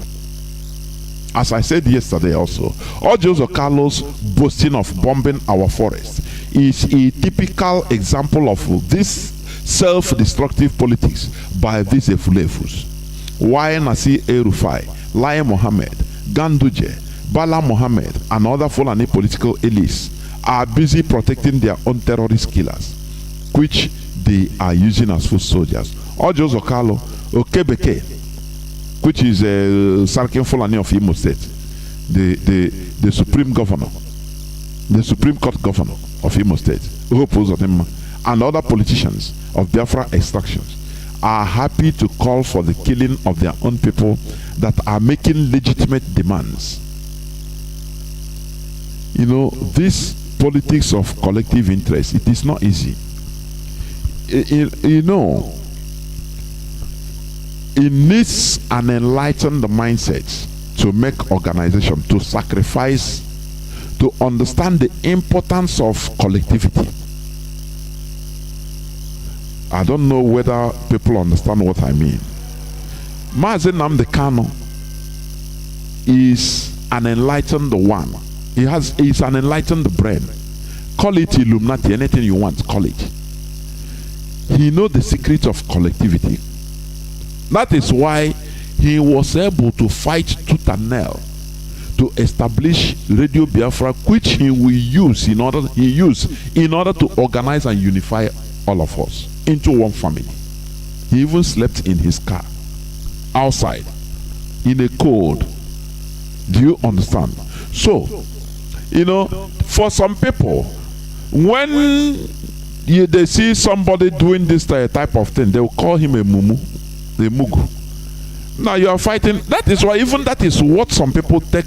Some of us, many of us that are genuinely in this struggle, So, boy, how much are they paying you? Because they always quantify everything with money, personal gain. What you get now. Go and buy food, go and buy something, eat and shit it. Within 3 hours, it digests and you shit it out.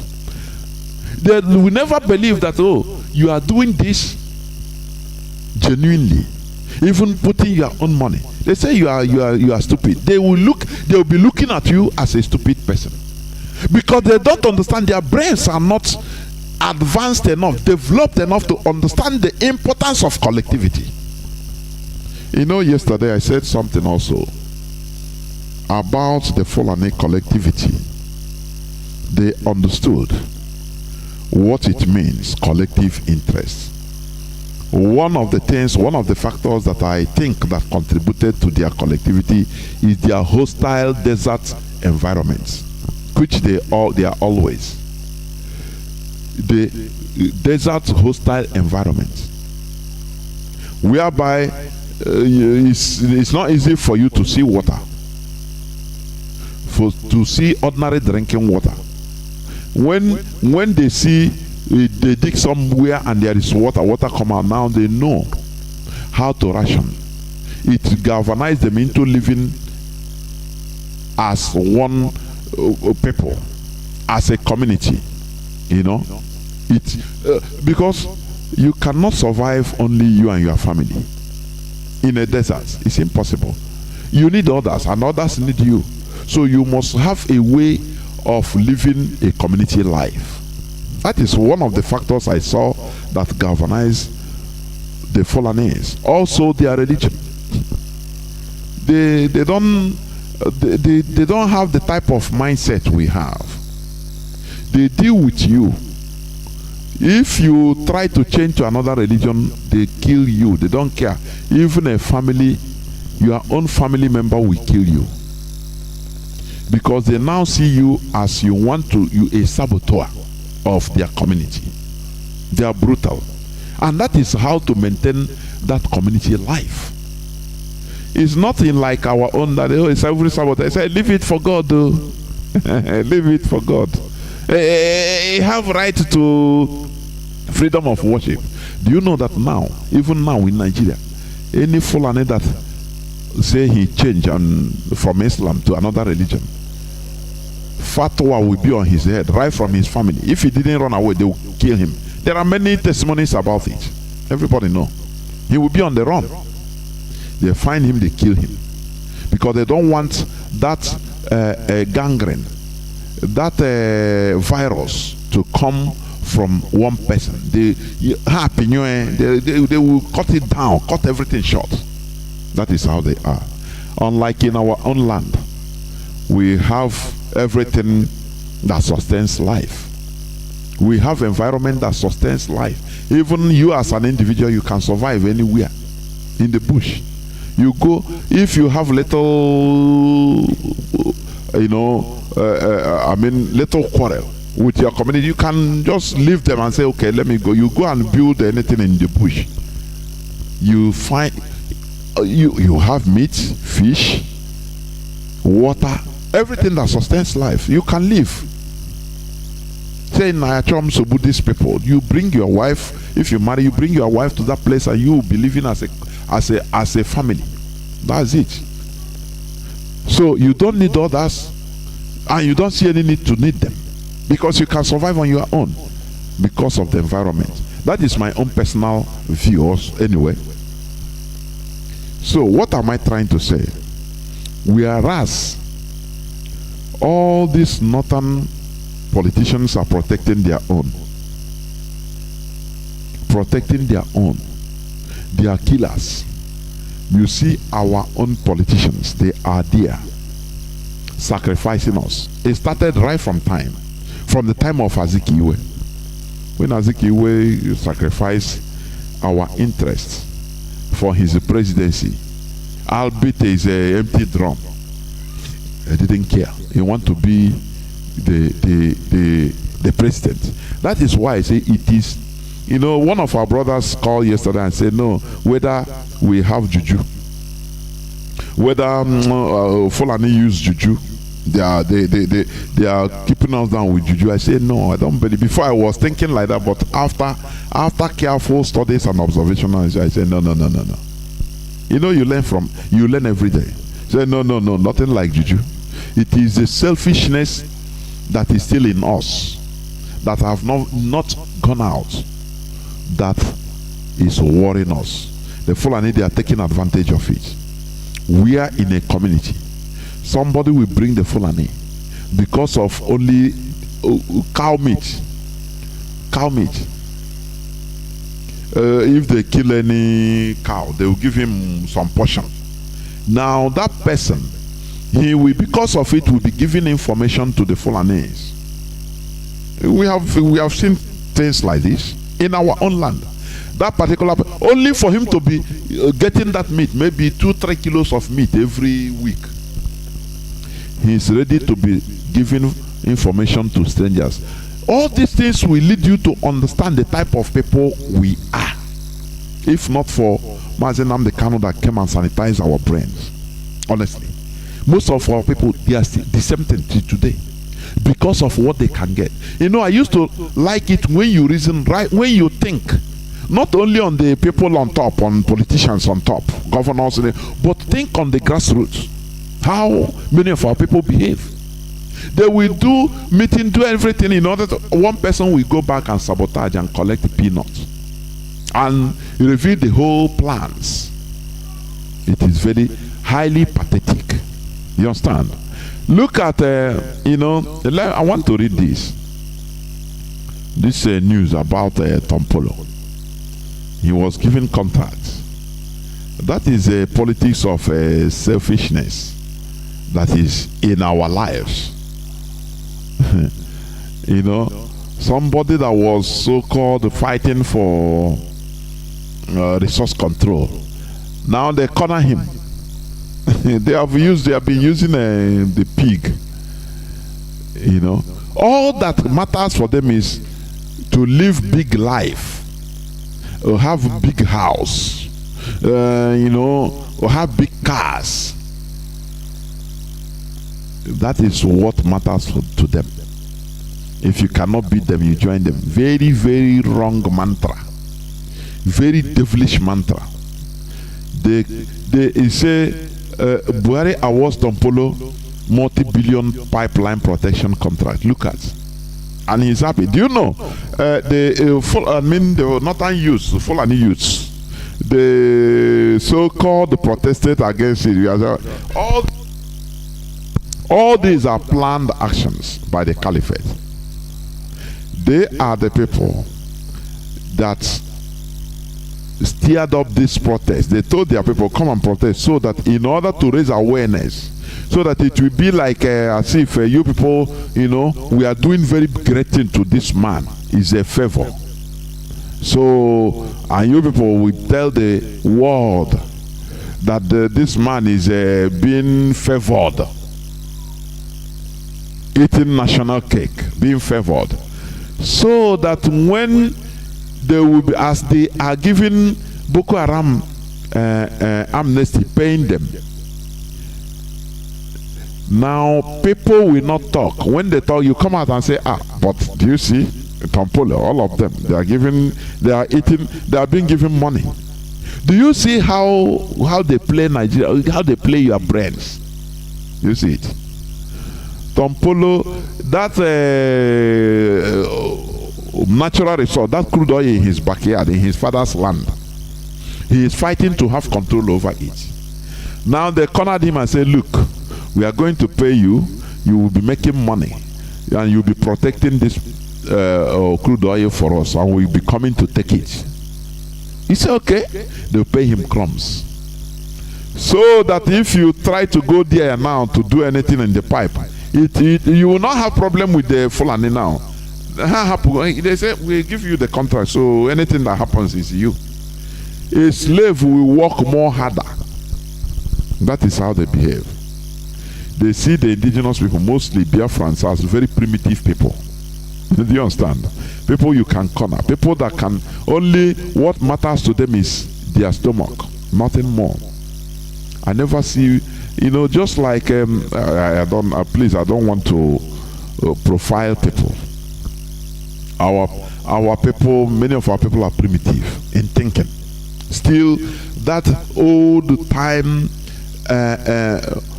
meeting white people as the first time mentality, that is what is still in our people, some of our people. When they meet the white people first, they were brewing locally kai akpetish. But because Oyibo brought his own in a bottle, how now they see they prefer say no, they are ready to sell their brother to get that Oyibo. You know, Oyibo, they know how to do something. They know how to tempt you. They bring your brother, go and hunt your brother. You have this. We give you more. We give you more. Do you see how it is? That's it. It's a aromatic schnapp. They call it the white horse. You understand? Do you need it? Go and do what we say, and you get it. Our people now, they go to work. They know how to deal with themselves. When it comes to dealing with ourselves, we become tigers. Very bad attitude. I am talking about politics of collective interest. Tom Polo took contracts of guiding pipeline for the caliphate to be taken to Niger. From Niger, taken every other place in the Sahel. And he will come, people will praise him. Now I have money. Hey, now look at his car. Just like the pig in the creek. That is how they made money. This type of people, they are not supposed to be among us. They are not supposed to be alive. You are fighting, you know. There's one guy, I've forgotten his name. I used to watch sometimes in YouTube. I think the guy, he refused this amnesty. He refused to even talk with the government. Yaradua, they tried everything to kill him. I forgot, he has a wound in his face. I don't know. I've forgotten that his name. Is it General or something? I don't know. I've forgotten. I used to watch him on YouTube. They killed him. They sent different fighter jets, everything, Nigerian military to track him down and killed him. He died a person of dignity. But all these people, they are there. Oh, they have contracts with. They forgot what they were fighting for at the beginning. They forgot why people laid their lives. There were many people that died. What? On what cost? To serve as a pipeline contractor. You protect pipeline, just like Owazirike. What's up? He sacrificed the lives of many of our people. Followed him genuinely, thinking that he's genuine. Now he's boasting of building hotels. His character now, if your property is near him, he will corner you and he will tell you to sell to him that property at a giveaway price. If you refuse, he will take it by force. These are people, low life characters, low lives. But what baffles me is that you see people following them, praising them, the same low life. When you see the pig in the creek, when you see the video, how just and you see what is the legacy you leave? What did you achieve in the fight you started? You want to control, resource control. Did you control? Are you controlling the resource? No. Instead, now you become a pipeline guard. They give you the contract of guarding the pipeline for your enemies, and you take it. Do you see the reason why I say people in West Africa are more cheaper than other parts of Africa? They are more cheaper. Even in our land, in Biafra, they are more cheaper. People that can be distracted with money at any time. South Sudanese, they were focused for 39 good years, and they got what they were looking for. You know, in our own people, they will go 1 day, 2 days, 1 week. Well, yeah, they corner them, give them money. Say, oh boy, we are no one died. And what about people that have died? This is the selfish, politics of selfishness. that is common in our land. That is what we should remove. Do you understand? They cornered Tompolo and gave him new contract, or multi-billion-dollar contract. You see people writing, I tap in his blessing in Jesus' name. I'm telling you, how do we rescue our people mentally? How do we? But we continue in what we are doing. That is it. We continue in what we are doing. You are tapping on the blessing of a traitor, somebody that sacrificed the lives of people for nothing. Now he collects money and you are tapping on his blessing. It is very, very horrible. We must continue. Do you remember when our media publicity secretary, Comrade Mama Powerful, was privately contacted by an Igbo politician to write another press release reversing the program The Sit at Home on a reward of 40 million? I don't know how many people remember this. That if he don't do it, the politician boasted to him that if he don't do it, they will find another colleague of him that will do it at that cost. Is it not what happened? Because there are many guns for hire. There are many cheap, very low life people.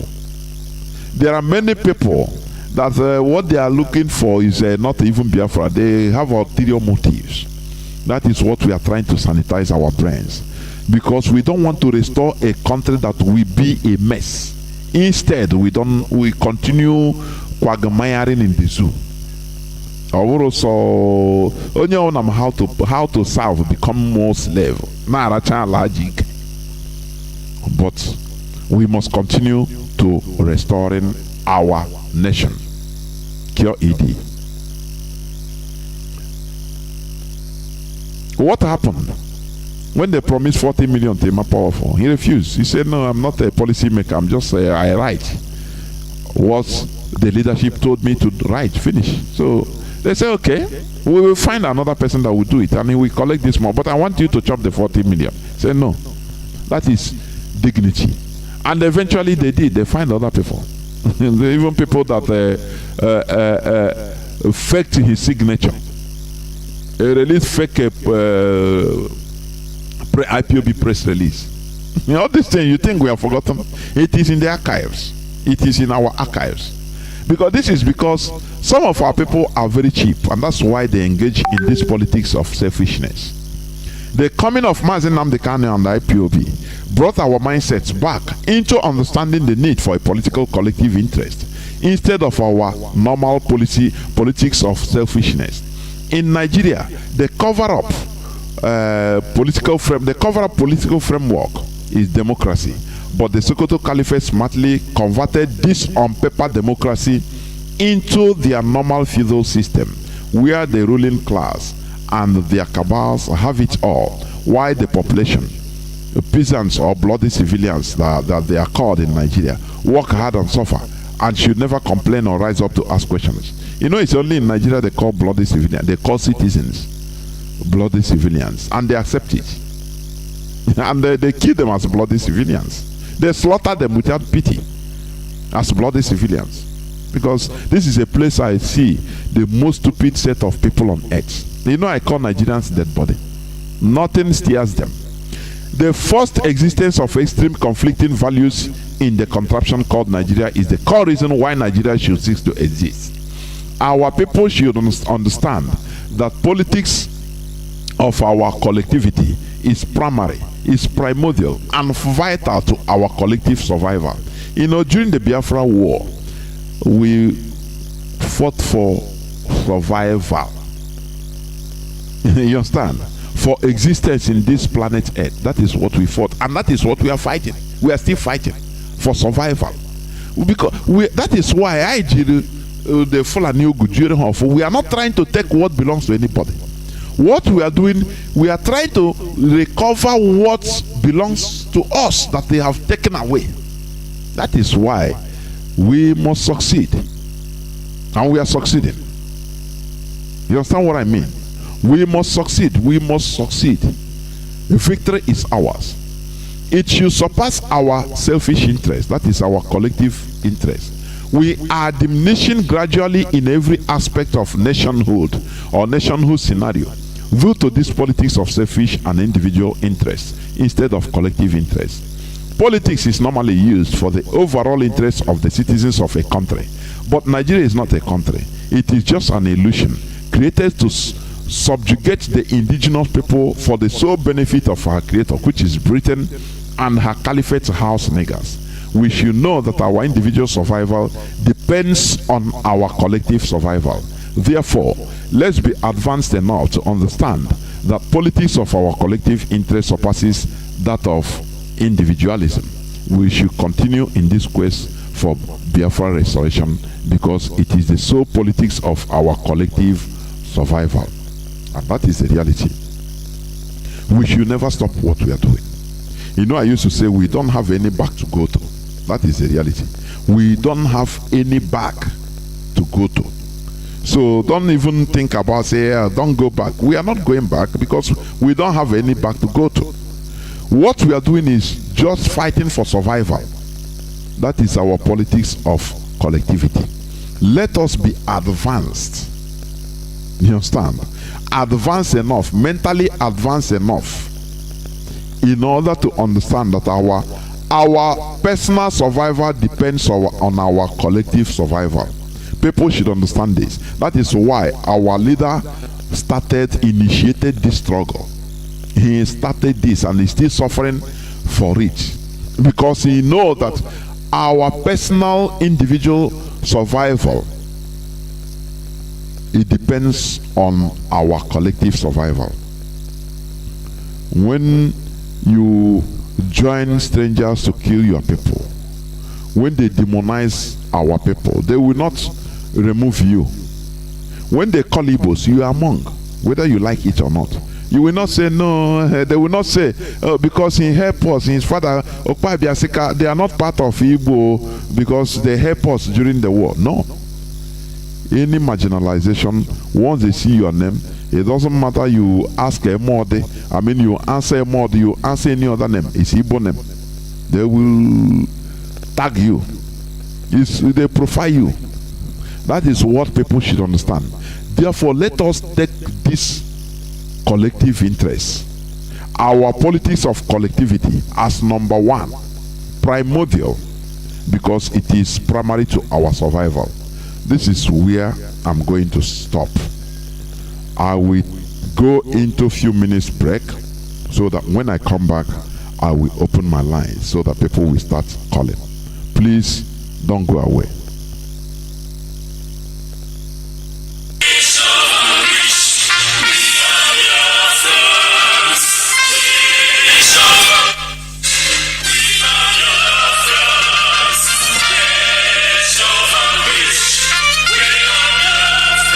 Biafra worldwide phone call campaign alert continues. BBC, a propaganda machine and racist media set up by the Great Britain to oppress the oppressed people of Biafra. BBC, your media war propaganda of 1967 that led to the genocide of over 3.5 million Biafrans, men, women, and children, did not stop us. Do you know why? Because we are the sons and daughters of the great lion from the tribe of Biafra. Our minds are made up. Your shenanigans, antics, and fake gutter media will not stop us either. We must and shall restore Biafra. Biafra worldwide phone call campaign alert continue. Now pay close attention. Be polite when you call BBC and use the following prompt when you call. Hello, my name is. You tell them your name. I am calling to ask about BBC policy of propaganda against the victims of genocide. Since you are obsessed with telling lies about Biafrans, here are 5 more questions to consider. Now, this is the question to ask BBC. We are witnesses to BBC racist coverage of terrorism, implying that black Africans' lives don't matter. Yet the same BBC rallies the whole world at the slightest terrorist incident in the United Kingdom. Here is the second question. But when it comes to Nigeria, BBC not only hides terrorist killings, but they slander the victims and survivors of terrorism and genocide. The third one. When will the grand patrons of lies and hypocrisy, the BBC Fake News Network, make a documentary about the daily slaughtering of Nigerians by Fulani terrorists and the government of Nigeria, whom you protect so that London may plunder Biafran's resources? The fourth question. Is the oil and gas of Biafra the reason that BBC is obsessed and terrified by the agitation for freedom by the victims of 400 years of British colonial thievery and crimes against humanity?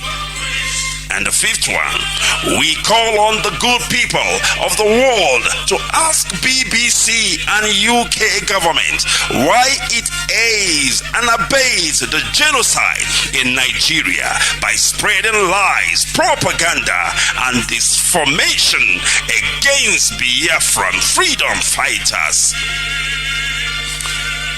BBC, we know that you are United Kingdom government agents of imperialism with no modicum of shame. Take down your wicked fake documentary against the victims of genocide and stop your sadistic meddling in the lives of black Africans. Welcome back. This is Radio Biafra HAUSA-SERVICE coming to you through Radio Biafra London. We should not forget that we have to continue this media confrontation with BBC.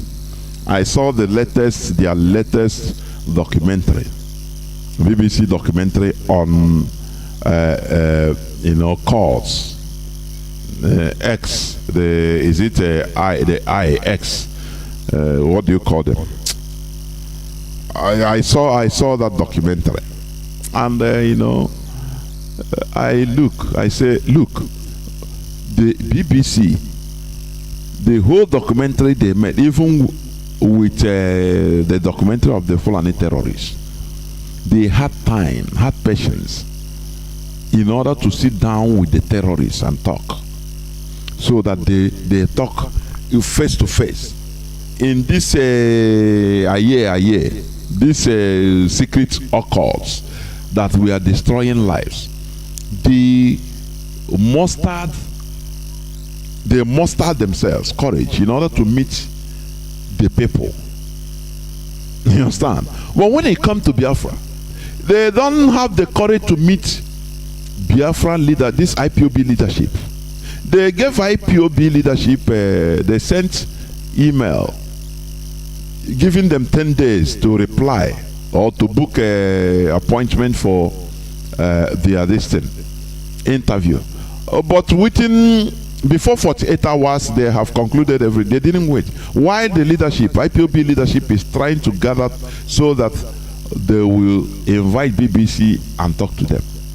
Under 2 days, the BBC have concluded everything. Instead, they went and started talking to renegades like Uchemofo and George. Go so low to George Onibe to get information, and they went with it. But they used to have patience. It took 11 months to 1 year for them to make contacts with a terrorist to sit down, and they had that patience. Now, it tells you all you need to know, that they are jittery about Biafra. They are directly against what we are doing, because they believe that we will change their politics of, domination and stealing, which they have in our land. it will never deter us. We must continue. No tyranny lasts forever. Empires rise and fall.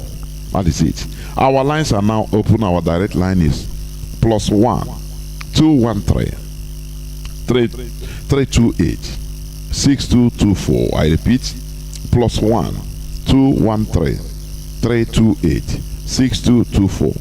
Our WhatsApp and Signal line is +61 405 142 547. I repeat, +61 405 142 547.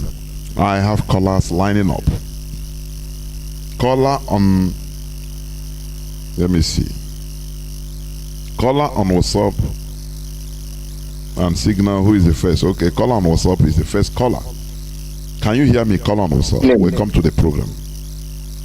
Good evening, Mazi. Jonathan, my name is Simon and we're calling from America, Spain, which could bless every IPOB family member all over the world. Anywhere you are residing, no matter your time zone, Mokiki, protect our able leader Mazi Nnamdi Kanu, wherever he may be, guide him, give him courage. May all the whole evil plan the enemy are planning against them, may it be revealed. Mokiki, protect and guide him. May they not put anything that will hurt his system or his life. Time to come. He will be back soon. Nothing will happen to him. And at last, victory will be ours. This thing we say we should ask. We are the generation.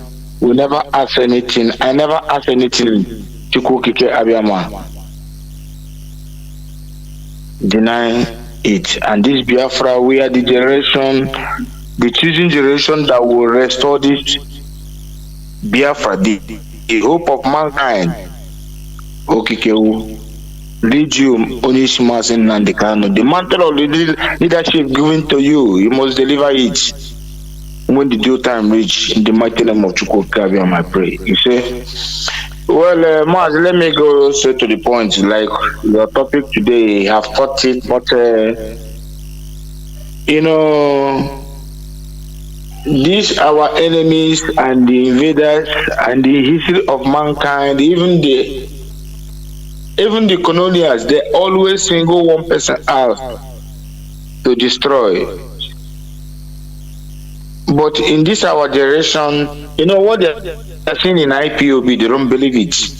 None of them believe that in this generation of Igbo man, these days, young vibrant guys will reject some of the things they have offered some of people I know around us.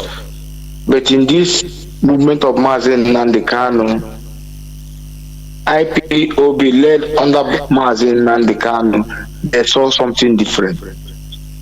Some of them they do say it, so they know what is going on. You are talking about BBC looking for who to talk to or what our enemies are doing. Some of you, this is my surname. Demand the meaning. Ada ayatanuwo. So I was a child. My granddad explained this name to me. We should not mind what our enemies are talking about us, because if we start listening to them, we will move forward. What do you think BBC will report about IPOB? What do you think BBC will report about Biafra? The name. They did everything they did to suppress, to BBC and British government. What the atrocity they commit in Biafra will keep on tormenting them till the rest of their life. But do you know one thing? Is God not wonderful? Did you know in BBC headquarters, in the name of the ancient cities, kingdoms, empires in the world, Biafra is there. That is why immediately during that 2017, immediately I had opportunity. got to UK. He went to that building. He was there. Somebody in picture where he was taking the picture of the name British government tax, paid taxpayers thousands of millions, if not millions of pounds. Cast that thing in the ground, in BBC headquarters, on the ground. Biafra is there. But they are denying us Biafra. Biafra was an empire before.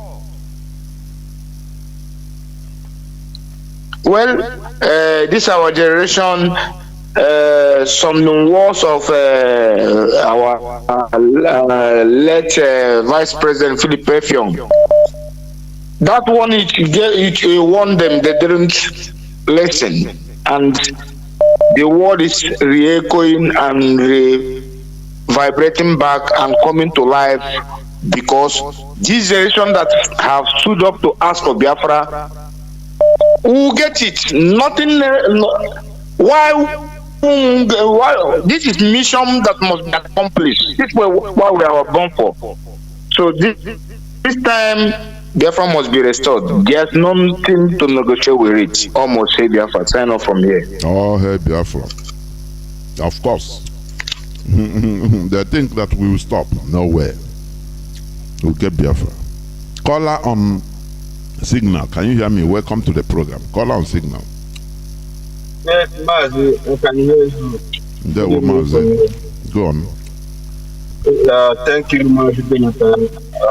We must continue to fight this battle because according to the Mazi Nnamdi, we tend to have multitude of enemies, but we are conquering them one after another.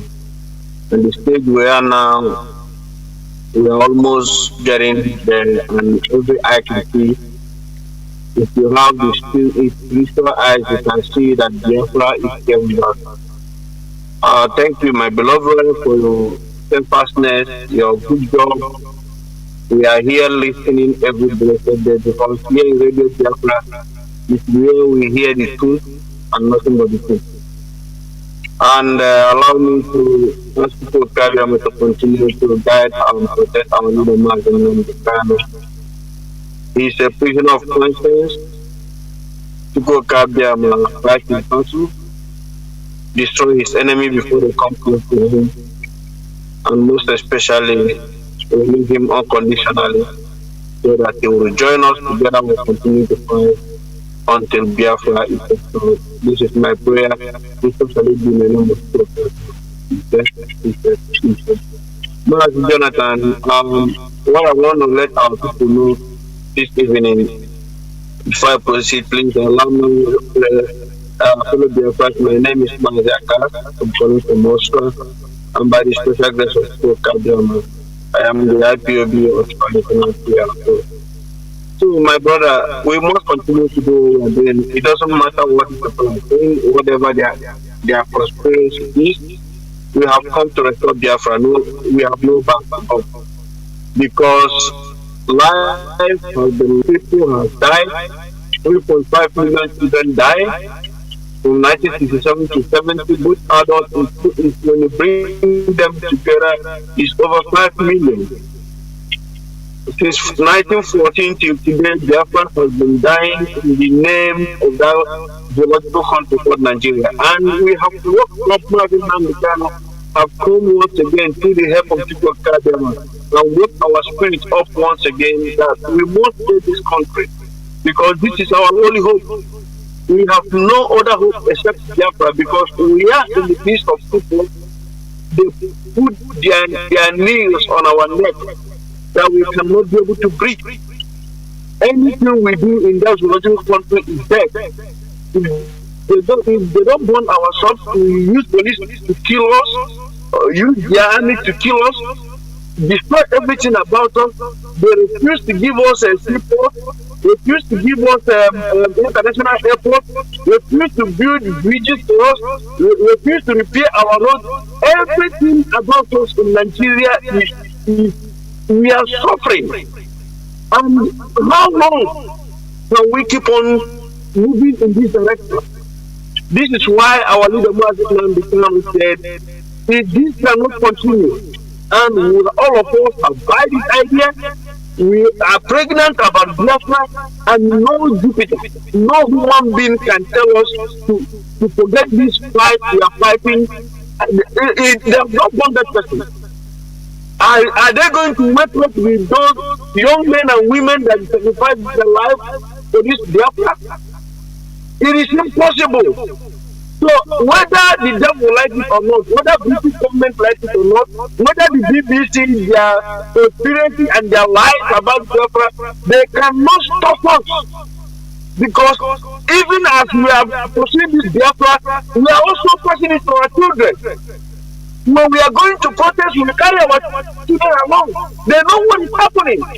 So tell me, how possible on earth can somebody think in his lifetime that we can stop the agitation of Biafra? It cannot stop. So until the matter they understood that we have made up our mind in that group called Nigeria and going to stay here.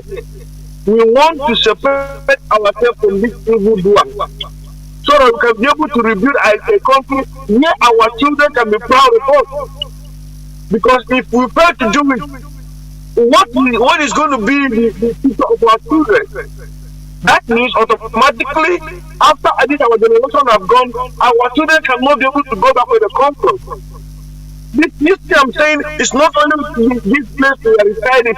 All over the world where the Biafrans are living, married, born their children there.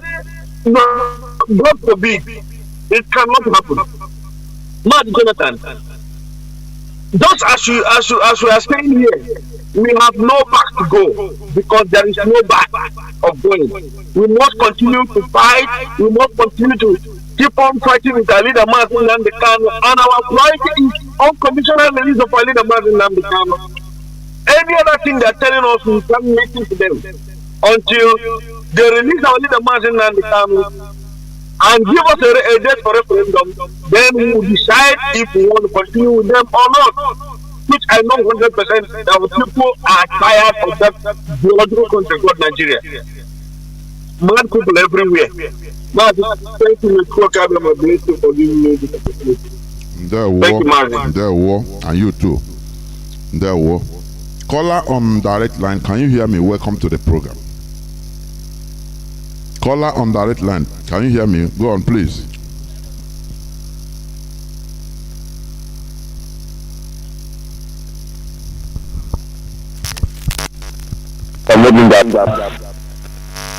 My goodness me. Caller on direct line, please, you can call back. Caller on WhatsApp, welcome to the program. Can you hear me? Yes, Mazi, good evening. Yes, good evening, great Biafrans all over the world. My name is Mazi Nkwachimezia Wisdom. I'm from Ohadimais in Imo Province, Biafra land, and I'm calling from my location this night.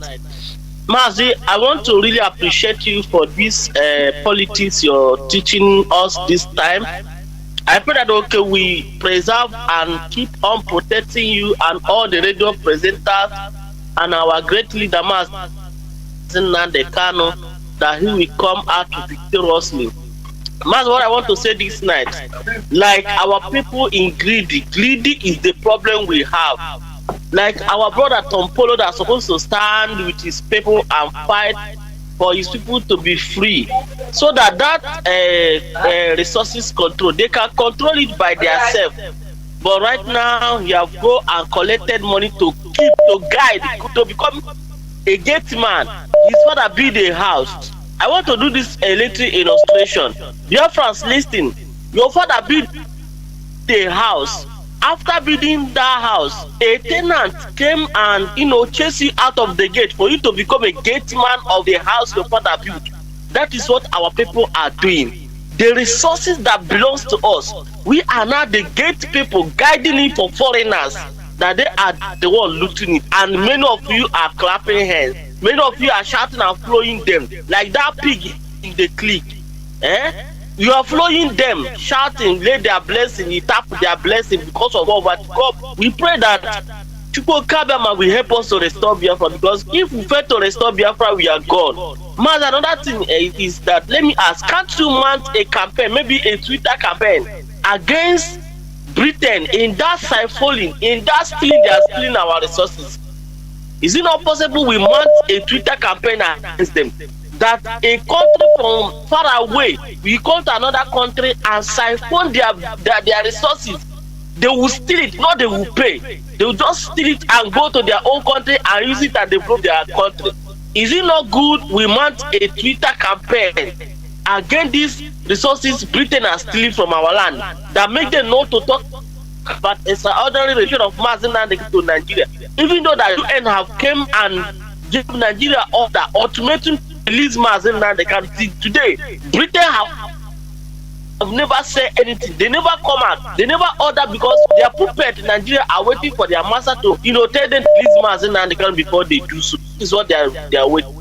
Is it not better we mount a Twitter campaign?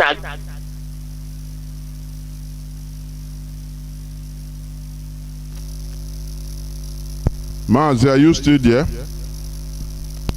Yes, I'm here. I ask you a question. You say, is it not better? Come, repeat, please. We mount a, yes. Is it not better we mount a Twitter campaign against Britain, against our oil they are stealing from us? We mount a Twitter campaign telling the world how they are stealing from Biafra. That is the reason why they don't want to talk about the extraordinary rendition of Mazi Kanu from Kenya to Nigeria. There is no limit to what we should do. We have been campaigning. We urge people also to continue in what we have been shouting here. We have been campaigning. Britain, they know this is not a new thing. So you can as well continue tweeting about it. It's not something, this is an old game we know. And they know we have been talking about it, and we will continue. So it's not something that a new order will be given or this and that. No, this is something continuity. That is what we are doing, and that what we should continue. Continuity is part of it. Go on. Okay. Okay. So what I want to urge Biafra this night, please. Our media people should, prepare a media. It's not a command, but I'm just trying. They should, map out a media. This thing, maybe. Title against Britain, how they are stealing our oil, so that we can retweet it to other world power, for them to see that this is the reason why Britain are still holding us down, because of the resources they are stealing. I know that as Europeans now, their lack of crude, their lack of gas, Britain are getting it free, and they are not feeling it because they're getting it from our land free. So our media heads should please prepare a Twitter, title maybe that Britain should stop stealing our land, and we should, all Biafra should retweet it to the world powers, because this is enough. We cannot be as a suffering, and why we are supposed to be queens and kings in our own land, but we are in other countries scavenging. Britain are the one enjoying our resources. We are here suffering. Why they are there, taking what belongs to us, taking what that we're supposed to do. And that thing, what our Mazi said this night, we need to play a politics of collective. We should put everybody together, not we playing a politics of individual. These people, they believe that they will go there like Kanu, that say they will go and bomb our people in the forest. Those protecting our mothers and our fathers. He is the one saying that they will go and bomb them. But I never see any Fulani governor saying that they should go and bomb terrorists in their bush, in Sambisa forest. They never go and bomb them. But a senator is saying that they will come and bomb our people in the bush. All this I like the press release that I made. We have a part for office. They should bring all those to Kanu jet. It will bomb them. Both that man shouting to Kanu is coming, and the people that is saying that the people saying supporting all those can get so Chukwu Kabama will polish all of you, and all of you will die one after the other. You know, in what you are fighting is a collective. Biafra is a collective interest. If you restore Biafra, it's for everybody, not for Mazi Nnamdi Kanu, not for only IP, but Biafras as a whole. So we should put our hands together and make sure we restore Biafra. Mas, thank you for picking my call. Let me stop here for others to make their contribution. Thank you very much. We must continue. Thank you, sir. Caller on direct line. Can you hear me? I picked a caller. I don't know. It was off. Caller on direct line. Can you hear me? Are you there? Caller on WhatsApp. Can you hear me? Welcome to the program. Caller on WhatsApp. Go on, please. Okay, sir. Okay, sir. God bless you, sir. I bless our leader and our president. My name is Chisom Ejikeme. I will let our people to self to know that those people that call themselves 8 or 7 sisters, they call themselves 8 sisters. Those people are in charge of OPEC. They are the people doing all these things.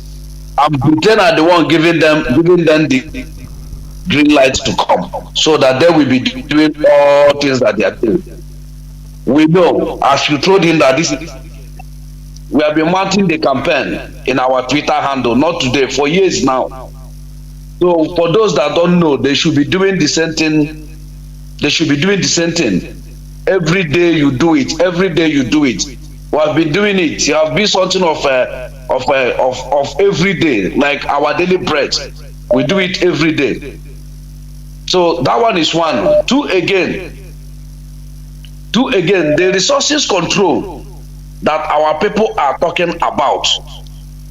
The resources control that our people are talking about is because of this resources control. They go to war. They killed our people, and today they are still talking about this resource control, restructuring. We have told them that we have passed the Rubicon. We don't need. All we need is total freedom of Biafra. We don't want anything with them. Let every person be on his own. Marriage is not by force. There is a place for divorce. If you don't want, there is a place for divorce. Peaceful divorce. You go on your own. That is what we are asking. And that divorce is this referendum for us to go on our own, so that we should go and do what we know how to do best. Let them go and do what they know how to do best. Our people are sleeping. They are not seeing this thing coming. They are calling IPOB charlatans. Call us a lot of names, both our leader. Today, all those things have been manifesting. All those things have been manifesting. They turned the riot, they turned the protest in Aba to riots. Whatever we do, they turn it. And once they turn it, our people will be buying it. Why are we buying it? Why can't we be doing the finding? Those people that give birth to people that give birth to us, they are still alive. They know what happened in that Aba protest, 1929. They know what happened. They know what happened about the widow. They went to ask, even the animal will pay tax, the woman will pay tax, and the woman now tell them, your mother and your women in your place, are they paying tax? I want our people to know the warrant chief has not yet go. Our politicians are the warrant chiefs. They only change their name. They are still the warrant chief that they're imposing in us to squeeze the little water in us out. If Nigerian is one, how will they kill a 14 youth in Imo State? People in Lagos will not protest. But they kill George Floyd in America. People in Abuja and Lagos protest. Is it not something of irony? Is this the kind of country they want us to be together? They kill my own brother and you did not protest. They kill somebody almost how many thousand miles away and you are protesting. I cannot be with them. Thank you, sir. I will never be with them. God forbid. Better we commit suicide and go. And we know we are not existing than to say to be with these people. God bless you, Mazi. God bless you, sir. And you too. I have people that calls when people online. Caller on WhatsApp, welcome to the program. Can you hear me? Mazi Jonathan. There were Mazi Chukuma. No.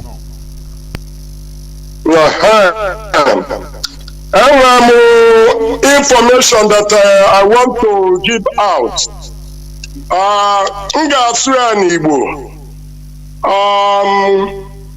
One of my friend, an Hausa man called Maporafia, Munya na bankata today.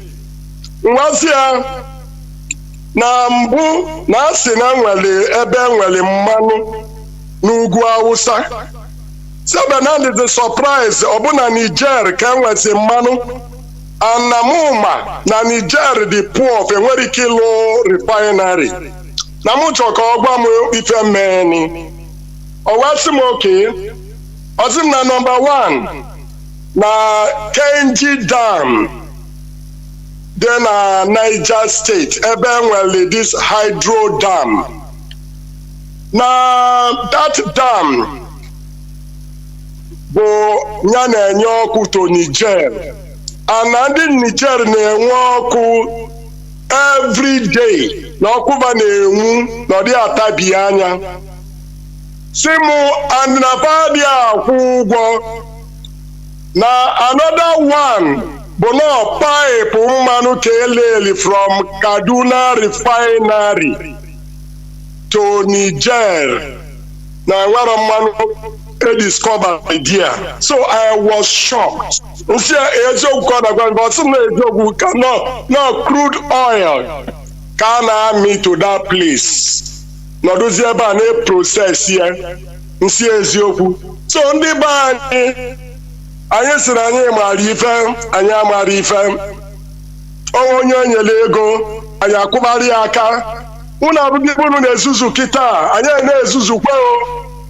A na-akụrụ Peter Obi aka, unu na-akụrụ ya aka, na onye bụ. Kadị ana m abịa, how many million to the voters card ka PDP anyị nwere na Igbo ya na Anabia? Or the how many? And in Biafra ekelisiri anyị ekeli. So the main na-ekwu bụ ka anyị zọrọkwana n'onwe anyị. Because ọ bụ onye na-azọ onwe ka Chukwu na-enyere aka. Nye ibe nchọka ngwa ndị be anyị tata. Na ndị anyị na-afa na-eme ife, anyị chere fa amara ife, fa amatela anyị ife. Ike adịrọ m nji egwu.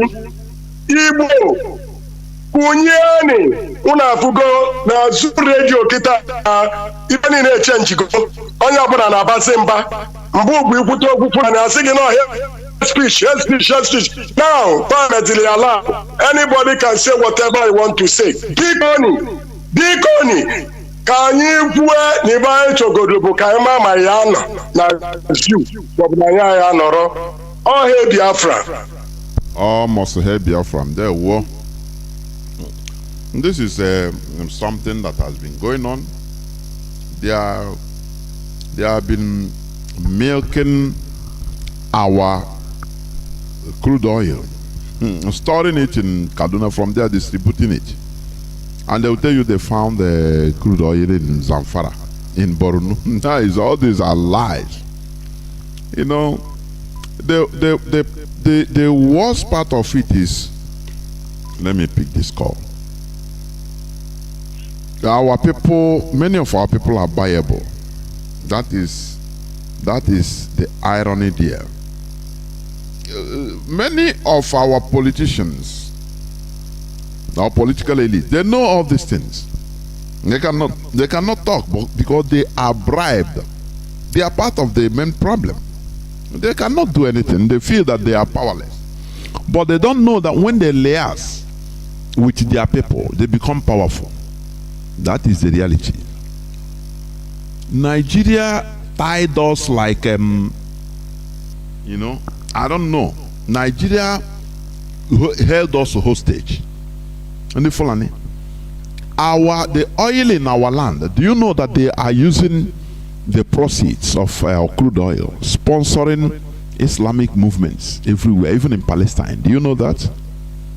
You don't know. People don't know. Some people don't know. But that is the reality. They prefer for every Nigerian indigenous population to die of hunger, and they support their cause because they are sowing seed. They are using our crude oil to fight us. They are sowing seed so that whenever there is call, they will call their other people they are sponsoring, say,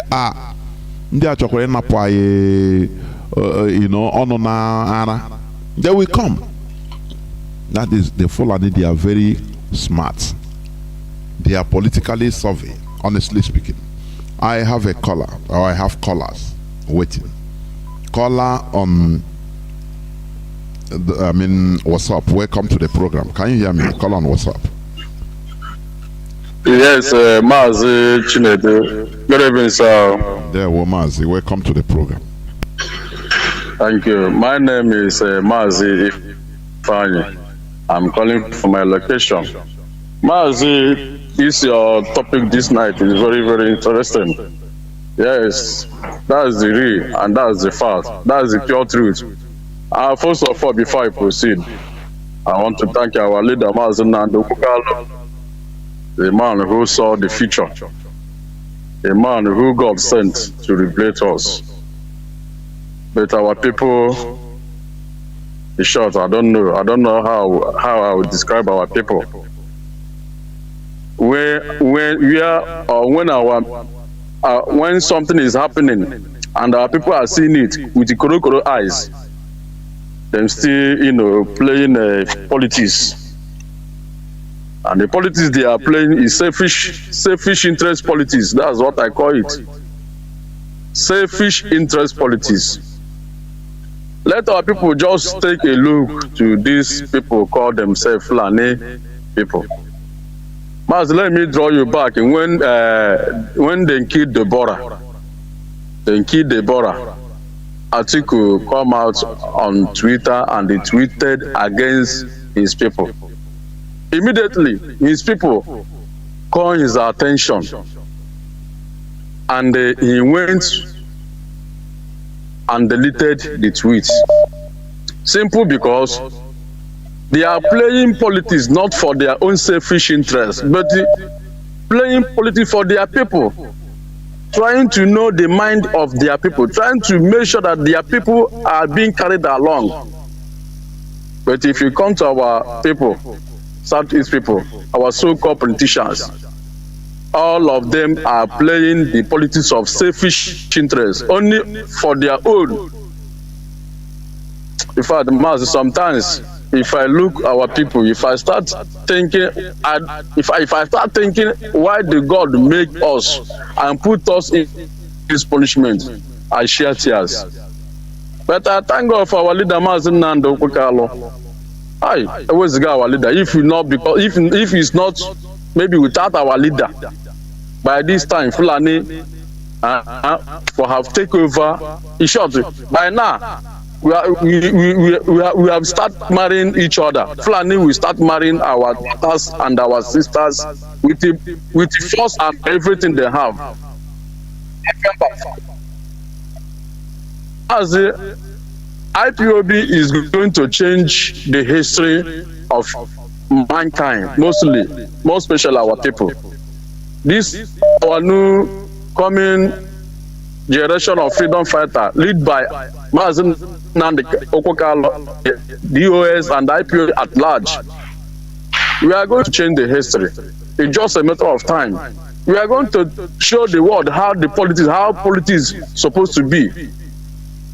It can never be a politics of our this finish and the so in fact, and the most idiot people call politicians in our own time.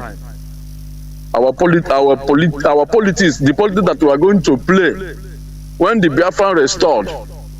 In fact, the world will look into it and marvel. Then we try to imitate us. Then we try to be like us, but they can never be. Mazi, there's no problem. We are moving forward. There's no problem. May God bless our leader and bless IPOB worldwide and bless our HODs.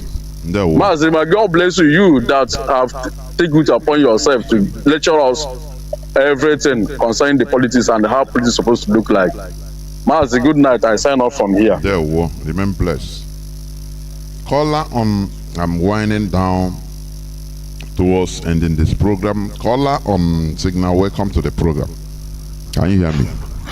Yeah. Yes, the Jonathan, can you hear me, sir? The whole world is hearing you. Go on, please.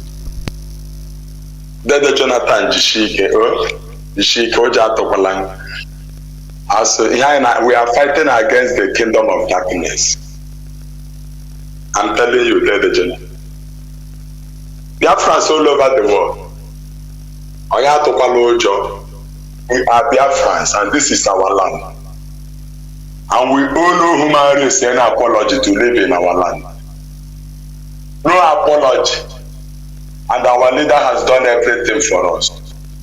The only good thing we will do for ourselves is to appear with the Chinedu and DOS and this platform, the Biafra. Every Biafra, make sure you don't depart from this particular platform. If you want to be saved, be here. Let us watch the whole world, how stupid they are. To tell we Biafrans that we have no right to live in our land. Britain must learn how to be responsible. And America must live up to their expectations. They are the number one in the whole world. Unconditional release of our leader. Complete unconditional. Let no scratch on his body. He has suffered enough to save this world. Then Jonathan, you say this generation of Biafra and this IPO. After this night, Nigeria will understand that the Nnamdi is from Chukwukikabiama direct. You saw these governors, all these just leaders that prove that they are our leaders, that cannot save we. They allow Fulani to be killing us. And they are telling us that they are our leaders. Then Jonathan write it down. None of them will escape here. All of them. Then Jonathan not go Kabam and Dasaram. I'm watching that. Mother, all the watching that Canada told you. What is it about the soldier and the dead? What about that? We are on a suicide mission. And we are about to prove to all these evil leaders that we have the right to make sure that we banish them out of this land. They are evil. Completely evil. From Andre Joseph, then Jonathan. Any day with any pastor, any bishop, father, so pastor, which is the commander, without being the commander of his own family. Then they will come up boy. Join us in the pastor. All of them here in Biafra land, they are all criminals. Yeah, check that. I want to all Otuchi and our woman. How can you have the Salamonga? So my people dead and the Kanu, born as a young man, your man. Check it. They come back dead and the Kanu. I know them. Our dead Jonathan, you are your destiny. I want to buy your this all by hand now. I'm telling you, Josheka, your name will never be forgotten on this planet. Jeremiah chapter 4. Jana, Ezekiel chapter 43. Then from verse 1 to Jeremiah chapter 4. And Jeremiah, Ezekiel chapter 4. Jeremiah chapter 4 and Ezekiel chapter 43. The return of Chukwukikabiama and a temple. I can tell them the Kagaru Sheriff temple. I can fetch in a Kenkeli. Copy Royama. Yeah, then Jonathan, generation I get a chashing up. Everything every minute then they come here to kill me. And I'm gonna I can so now I can't tell the ticket to them, not that the can I get the way I lie. I don't put a lot of in there. That's all more, okay, that's all more. I can cook with him dead. Tell Jonathan to shake you a little or dead. Then Jonathan he get a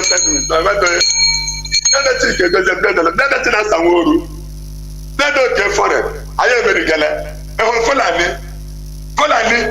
Fulani went the 21st of October to release our leader Hamadika. Ahmed Koke Buboka went to Kokabamaji. Now I'm dead of only truth. A woman and a dead. Pero okay, Bazo. Sitata, Gadi, anyone want go to the Kanu, we will burn you down and help you. I'll call you Kakabia like that. And the Peladon. Look, I don't know. Okay, tell me about so that ticket doesn't look well for. Ege bulata ilu da ife chukwu kika bia menza da ho mu chi kali dibia nko dibia so kwa no tane da no we chi no we okonya ko si mebi don dey dibia buru ga wa pastor wa bishop wa shi na to ko bi don ala Biafra ko don follow Jesus Christ there wo Mazi round up bela kwa for we bring on a pregnala nwa na puta n'udo o ti to so project jamani le bo so get site na bia bi na bia na ka lori n'afọ na nkwuo oje omenala ndị iche ga-adịrịrị ọgba ewe ndewo thank you. Caller on WhatsApp, welcome to the program. You'll be the last caller. Please make it brief, 4 minutes. Go on, please. Call on WhatsApp. Thank you, Mr. Jonathan. There were Mazi. Good evening, sir. Longest time. There were.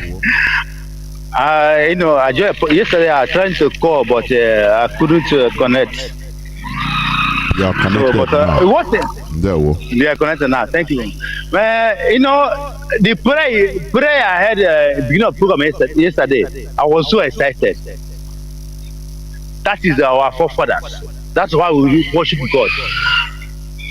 Now, I would like to send my greetings to our leader, Mazi Nnamdi Kanu. My name is Chinedu. I come from the Republic. So, the problem we have in our country, in Biafra land, you see, Biafra land is totally commanded.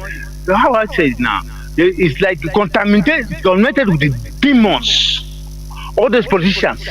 They are all bloody vampires. What the last time I called you, I told you I was one of the guard of Chimaroke. Before I left Nigeria and moved to the Republic, so I know everything about them. So the problem we have in our country. So everybody in Biafra land, everybody fight for himself. Though after that, all those sacrifices, after all those commitments, they will not care about anybody again. They are only supposed to be rich and face their lives, particularly them and their family and those tackles of that club. In Enugu State, you have people that call Enugu State. I don't want to mention the name of what's his name? What's his name? French, so in Enugu State, there's a particular court that controls Enugu State. In Anambra State, there's a particular court that controls Anambra State. In Imo State, there's a particular court that controls Imo State. So he's in every state of Biafra land, and all of them is only submitted to Caliphate in Sokoto. That's why they use them anyhow.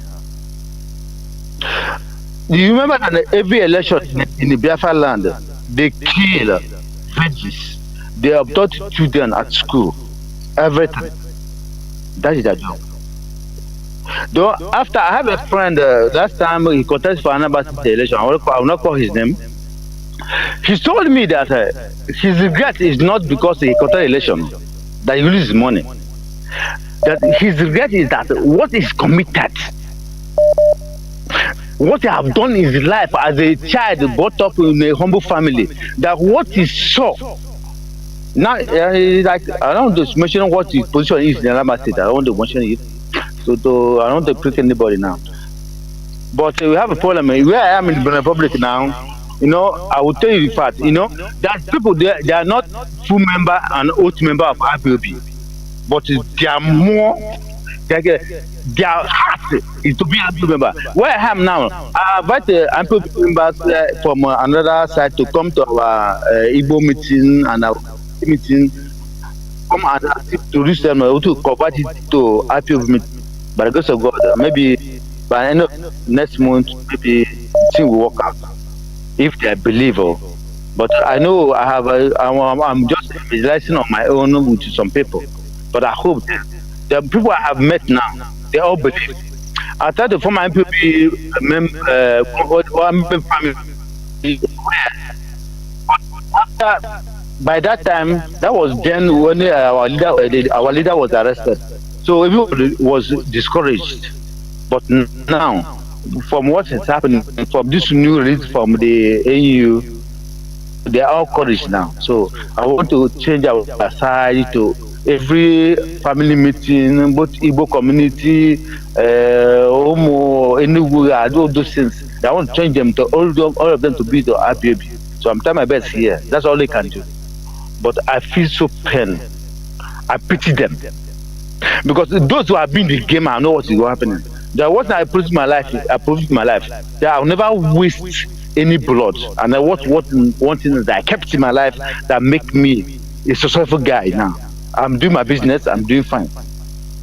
I'm not scared. In this country now, data is not cheap. But thank God, everything is all right. Thank you, my brother. Keep it up. It makes me so proud. Thank you very much. We continue. We are working towards the same goal. We are different units functioning as a body, and that is how it should be. Dear friends and lovers of freedom, this is where I'm going to switch off my phones, turn off my phones. We have had the gospel, but we continue. You know, we try to stimulate here our research capability. When we say something here, you go and make your researches. Asking questions, because when you ask questions to your research computer, it will give you, it make you understand many things that you didn't know. That is the importance of research, seeking for wisdom. We need to remove this primitive, selfish politics that has not been changed by time. You understand? It is a problem. That is what we are trying to change here. You know, before, it has not been easy to organize people, Igbos in particular, into a unit. It is not an easy task, because everybody knows how to look for money. So why will he come to listen to you, as long as he's not a business partner? When you are telling people of collectivity, something that will be of our collective interest, some of them don't understand it, because they are not advanced, mentally advanced enough to know the importance. That is what we preach here, to sanitize the brains of us, of our people, into understanding the need for collectivity, for collective interest. That is why the Fulani, how little they are in population, but they are in control, because they are functioning as a body. You know why we call a body? We give example of a body, or with a body. A body have many components, seen and unseen, internal and external, but everything is functioning according to the betterment of the whole body as a unit. The hand is there, the intestines are there, you can't see them. That is why, you know, some the body, I mean, the hand cannot say intestine, you're always hidden. So why you are not doing anything? No. He's doing his job. The kidney is there, regulating, the heart is there. You don't see them. So everybody is doing something. Every unit, every organ is doing something to the success of the body as a whole. That is why we must continue what we are doing. Bring that your talent, that your gift, in order to continue. The sole aim, our focus is Biafra. Our focus, our sole focus is the restoration of Biafra. It is something that history will remember us, that we did the right thing. Because in Nigeria we have no future. In Nigeria the ceiling is our limit, not sky. They put yoke, you know, a very big yoke on us, Ibu Diana, on us as Nigerians. That is why we are trying to remove this yoke from our body. It is our collective responsibility. Our leader is there in the DSS dungeon suffering for this sole collective interest. We should never stop nor abandon him. You know, what baffles our enemies is that they never thought that it will be like this. Because they thought that we'll be like all others that fought for selfish interest. Look at Tompolo, they corner him and gave him contracts. Is it not money he wants? Okay, take money. Do the job for us, the dirty job for us. That is it. He is living well. His reward is money. No more the resource that he tries to control. Instead, he is guiding it for the oppressors, for our enemies. Do you see the difference? Therefore, we will never and should never be deterred, neither be distracted. Our focus is Biafra, not criminality. We shall never allow criminality to take over this struggle. That is why every time you see Mazi Sanwo-Olu coming up shouting about what is happening, if need be, call names, because he understood to guide jealously the legacy Mazi Nnamdi Kanu have put in place. You know, sometimes our leader used to come when Oju people need in one place. He get reports of people taking phone. He will give order direct. These people doing all these things should cease. Otherwise, we go after them. Because he know that if this struggle is mixed up with criminality, it's finished. Say bye-bye to Biafra. That is why we are doing what we are doing with focus. Biafra is our focus. Biafra is our ideology. We have no other religion other than Biafra. Thank you for listening, and we continue what we are doing. From me, Mazi Jonathan Chinedu, from here, it is simply good evening. Ọchịwa abịala m ọzọ n'uwe onye kara aka onye kpọrọ akpọchi ike ye ọchịwa na London uwe yie ihe ji ego eme na Manchester udele na-eri ozuwe udele na-eri ozuwe udele na-eri ozuwe udele na-eri ozuwe okwu ụzọ dị mma n'uwe udele na-eri ozuwe vamba ya ndị moe udele na-eri ozuwe ojo bara kwaka udele na-eri ozuwe ojo bare moji udele na-eri ozuwe the Supreme Court governor udele na-eri ozuwe udele na-eri ozuwe udele na-eri ozuwe ọ tribishi ụmụnne ya udele na-eri ozuwe ọ mụrụ amụ ọchịwọ na London ese kize ba na France ye je na Manchester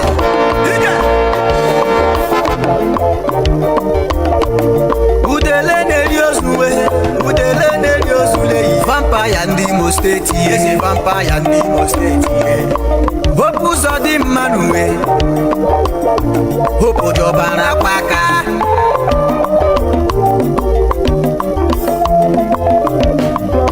amatara m hope ụzọ dị mma n'uwe n'afọ 2004 ruo n'afọ 2006 mgbe ọ na-esogharị ndị 419 mgbe m na-eme vidio coverage ka m matara hope ụzọ dị mma ama m ya asụ onye ọgwụ ego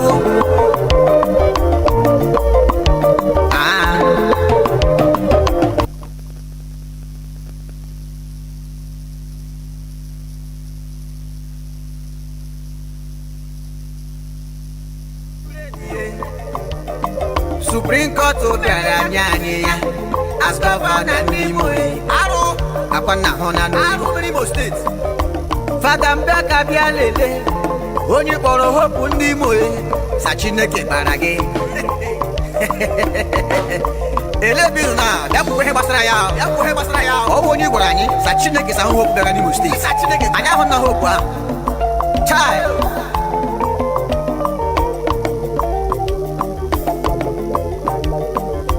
ngụnụ ha tige hopu ụzọ dị mma n'uwe ọ gaghị adịrị unu na mma n'uwe anụ mere ala Imo steeti arụwe tinyere anyị ihe oji ọbara kwaka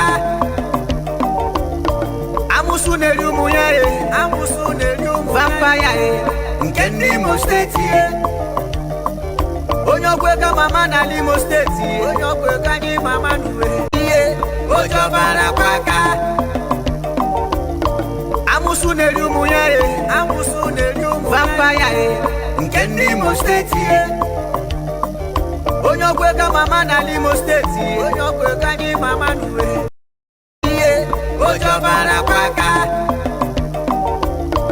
amụsụ na-eri ụmụ ya vampaya nke ndị Imo steeti onye ọgwụ ego mama n'ala Imo steeti onye ọgwụ ego anyị mama n'uwe ihe oji ọbara kwaka amụsụ na-eri ụmụ ya vampaya nke ndị Imo steeti onye ọgwụ ego mama n'ala Imo steeti onye ọgwụ ego anyị mama n'uwe ihe oji ọbara kwaka amụsụ na-eri ụmụ ya vampaya nke ndị Imo steeti onye ọgwụ ego mama n'ala Imo steeti onye ọgwụ ego anyị mama n'uwe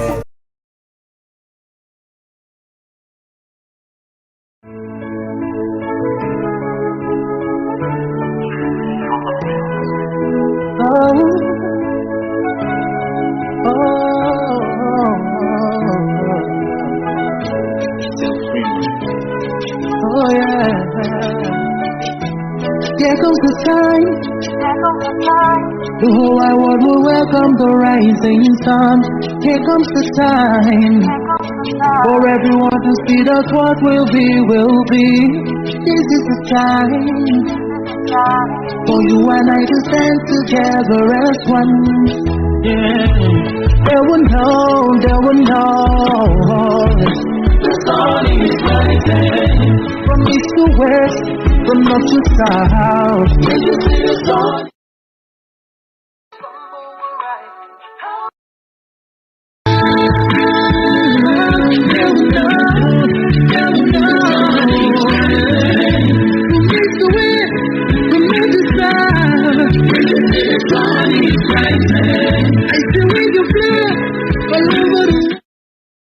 Great Biafrans, wherever you are on the face of this planet, we welcome you to another very sober edition of Radio Biafra Live presentation this very evening, the 23rd day, Sunday the 23rd of August in the year of our Most High Elohim 2020. The time now is precisely 4 minutes past 7 p.m. in the blessed land of Biafra. I would say that I welcome you because regardless of the prayer of David reminds us all the time in good, we worship the Most High Elohim Chukwu. In bad, we also offer him praise because he is the author and the finisher and the giver of life. This very evening, as I welcome you, we must also ponder and reflect upon those that the zoo rather very crudely and unceremoniously brought their lives to an end in an unprovoked attack. Our hearts go out to them, to the entire family of IPOB, to their loved ones who are left mourning and bereaved. And very sadly, we have to report this evening that as we are here broadcasting to the entirety of humanity, the slaughter and the mayhem is still going on there. The terrorists that they actually gave their police and army uniforms to are busy killing and slaughtering people. Then we must observe our protocol. We must, as a duty, acknowledge those who are listening right across the surface of this very planet, because Radio Biafra is listened to by all and sundry, regardless of where you are. As long as you have an internet-enabled device, you should and ought to be able to listen to us. For those of you who are at home and for some parts of Lagos, you should be listening to us on FM at this precise moment, especially those who are around the Papa area. We are also on satellite. We are on Radio Biafra app, but more critically, or should I say more importantly, on IBOB Community Radio. The whole world is listening. I will therefore encourage each and every one of you, especially those who are listening live on my page on Facebook, to do all you can to disseminate this very information. I do know there are some restrictions in place. That Facebook will not allow people to share this very broadcast, but if you do all you can, those of you who are allowed to make sure that this very link gets to the end of this very earth, because our broadcast this evening is very important. We need the key stakeholders on this very planet to listen and to listen very carefully. But all the same, I must say good morning, good afternoon, good evening, and good night to some of you, regardless of where you are. My name is Nnamdi. I am the leader of IPOB all over the world, indigenous people of Biafra, by the very special grace of the Most High Elohim, the servant of the wonderful people of Biafra. And as it is customary with us here, we must pray. We must hand over every step, every proceeding, every undertaking to the capable hands of the Most High Elohim, to take direct control, especially this very evening, as our people are being needlessly killed by the terrorists who are in uniform. And we must pray. It is a prayer from the very holy book of Torah that we pray this evening to the hearing of the whole of humanity. For when the house of Israel went out of Egypt, as we are about to leave the zoo, this house of Jacob from a people of strange language, as we are embarking on this very critical effort to abandon the damnable zoological republic, a strange land created by the British for the habitation of those who can barely reason very well. We call upon thee, because this blessed land of Biafra is the sanctuary of the God of the ancients. Because Biafra has been chosen to bring light to the darkness that is the continent of Africa. Because the sea saw the children of Israel and fled, the same way our enemies will see us and they will flee. The mountains will jump from their places. Every tongue that rose or wagged against this divine project will be cut off and driven back to its truth.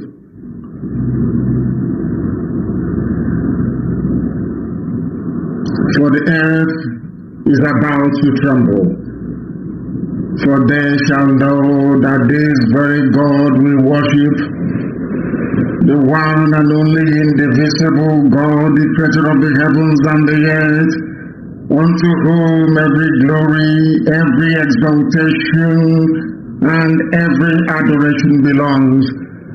That this same God has a presence in our lives, that Biafra must be restored very imminently, and that the gates of hell shall not prevail over those who are chosen to do the will of Almighty God in heaven. This very family, this very IPOB is blessed. And though we have lost men this very day, not through any fault of our own, but due to the unprovoked homicidal tendencies of the enemy, that you, God in heaven, Chukwukika, will look upon our plight and have mercy upon us. Redeem us from the hands of these evil people, that this same Biafra that you decreed must exist in peace, in freedom and in harmony, will come to be in our time, and we pray this very year to the glory of your name, now and forevermore. He said, usually I make it a point of duty to ask people to bring their pen and their paper with them when they come to us.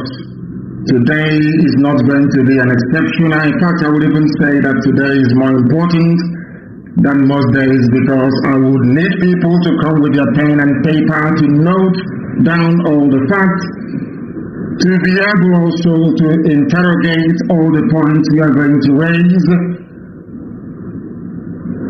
and of course to hold the zoo responsible for the needless slaughter and mayhem that took place in MNA today.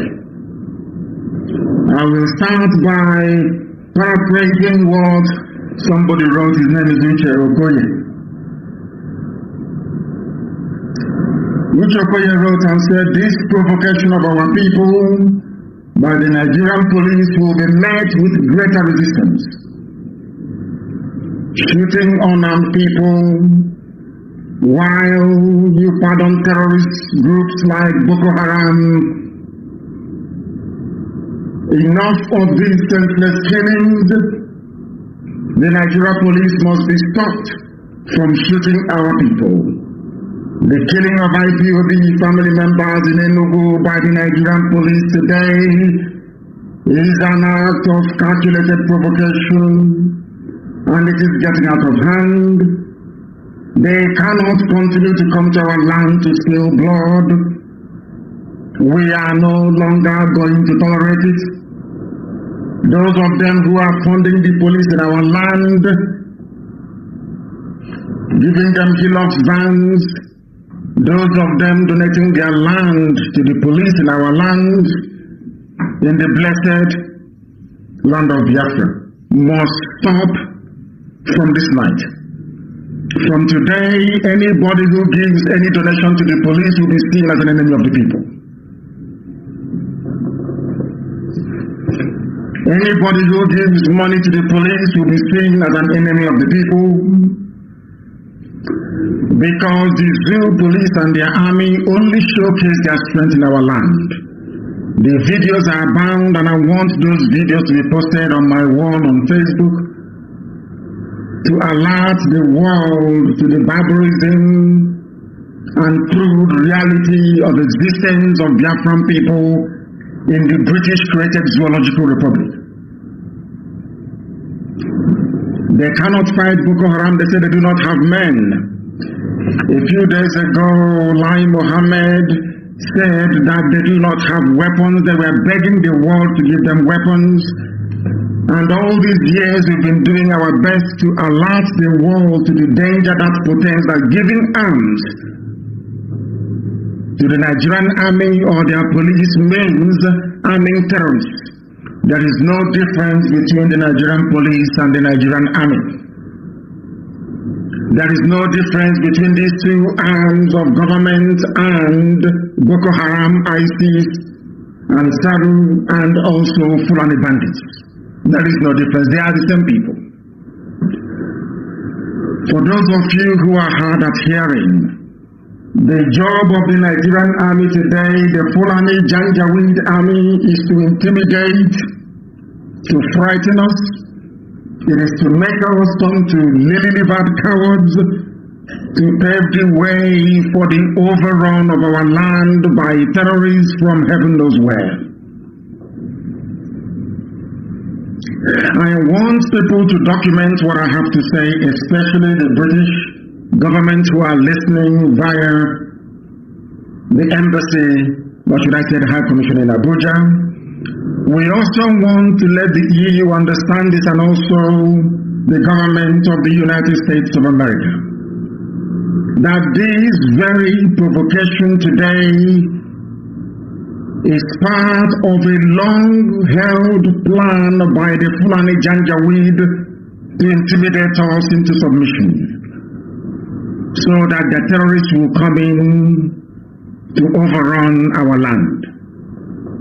Today, for those who are very good at turning truth upside down, what obtained today in MNA in Enugu is as simple as this.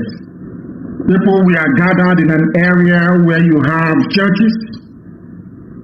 They went there to pray and to worship on a Sunday, which they have been doing over the years, and without warning, the police came. It was a fenced compound.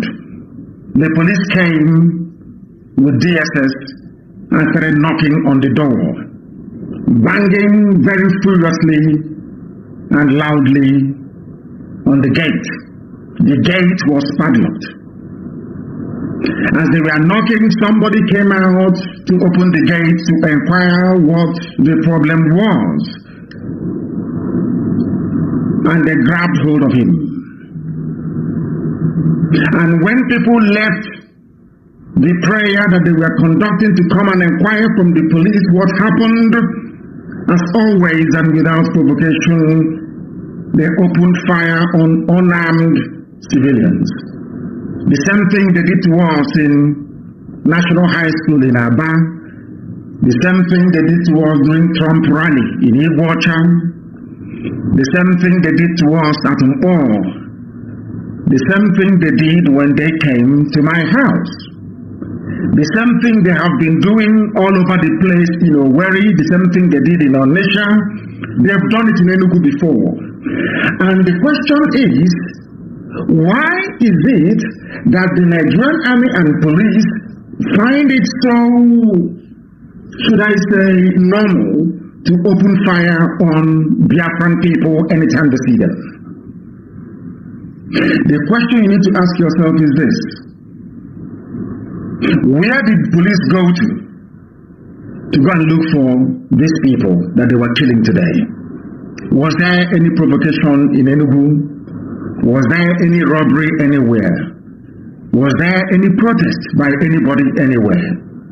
The police consciously left their barracks or their station or wherever they were to go and kill innocent people.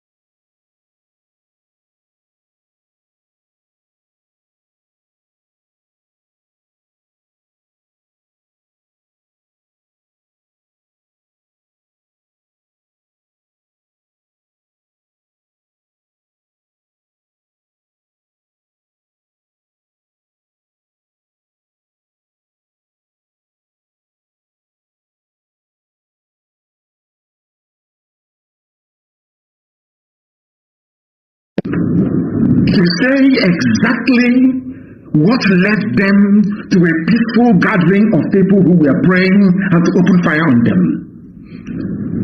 The question I have to ask is, will such a thing happen in Arewa North? The answer is no. Will such a thing even happen in Yoruba land, Oduduwa land? The answer is no. Will this indiscriminate slaughter of innocent people happen anywhere else? Of course, the answer is no. And do you know why they keep doing it and getting away with it? Because when they killed us at Umpo, there was no reprisal, nothing happened. No inquiry. Amnesty spent time compiling their report and nothing came of it. They killed us during Trump rally, Solidarity rally in Iguacha. Nothing happened. They came to my house and they slaughtered and nothing happened. Of course, with the active connivance of some politicians and those that call themselves elders. For the simple fact that those who claim to wield political power as a result of years of compromise, as a result of years of serving the Janjaweed, that their people are being killed on a regular basis, but they would dare not rise up to say anything. They're all cowardly. You can see the result and the consequences of it. Because we do not control the mainstream media in Nigeria, because Britain would like to see us slaughtered and killed, nobody will talk about it. Have you noticed today that nobody wants to talk about this very heinous crime of man against man? People were praying exactly what happened at National High School in Aba. People gathered praying. They went to lie to BBC that the people praying that they were armed, that the police came and they opened fire. They don't know all these things, we have them on tape. They were videoed. The mayhem and the massacre is all over the place on social media. Because the Shia people are killed and nothing happens. Buratai was responsible for the slaughter of over 1,000 Shia civilians in Kaduna and nothing happened to him.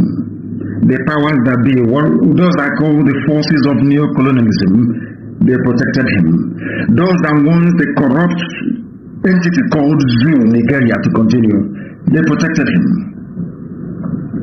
Today, again, in the morning, they killed Shia again in Kaduna, and nothing will come of it. But we have the American Embassy in Abuja, we have the British High Commission, the EU is there, the UN is there, they can see all these things.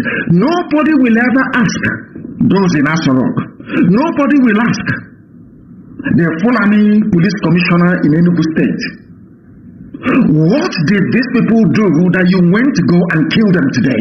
Nobody will ask that question. Because some people somewhere want Biafrans to be wiped off the face of the earth. Them with their Ifulefu bloodline that they gave to us in our land. I want somebody to ask the police today, you left your barracks, you left your police station to go to a private compound to go and kill people. What did they do to you? Did anybody report any disturbance? Was there any robbery going on anywhere?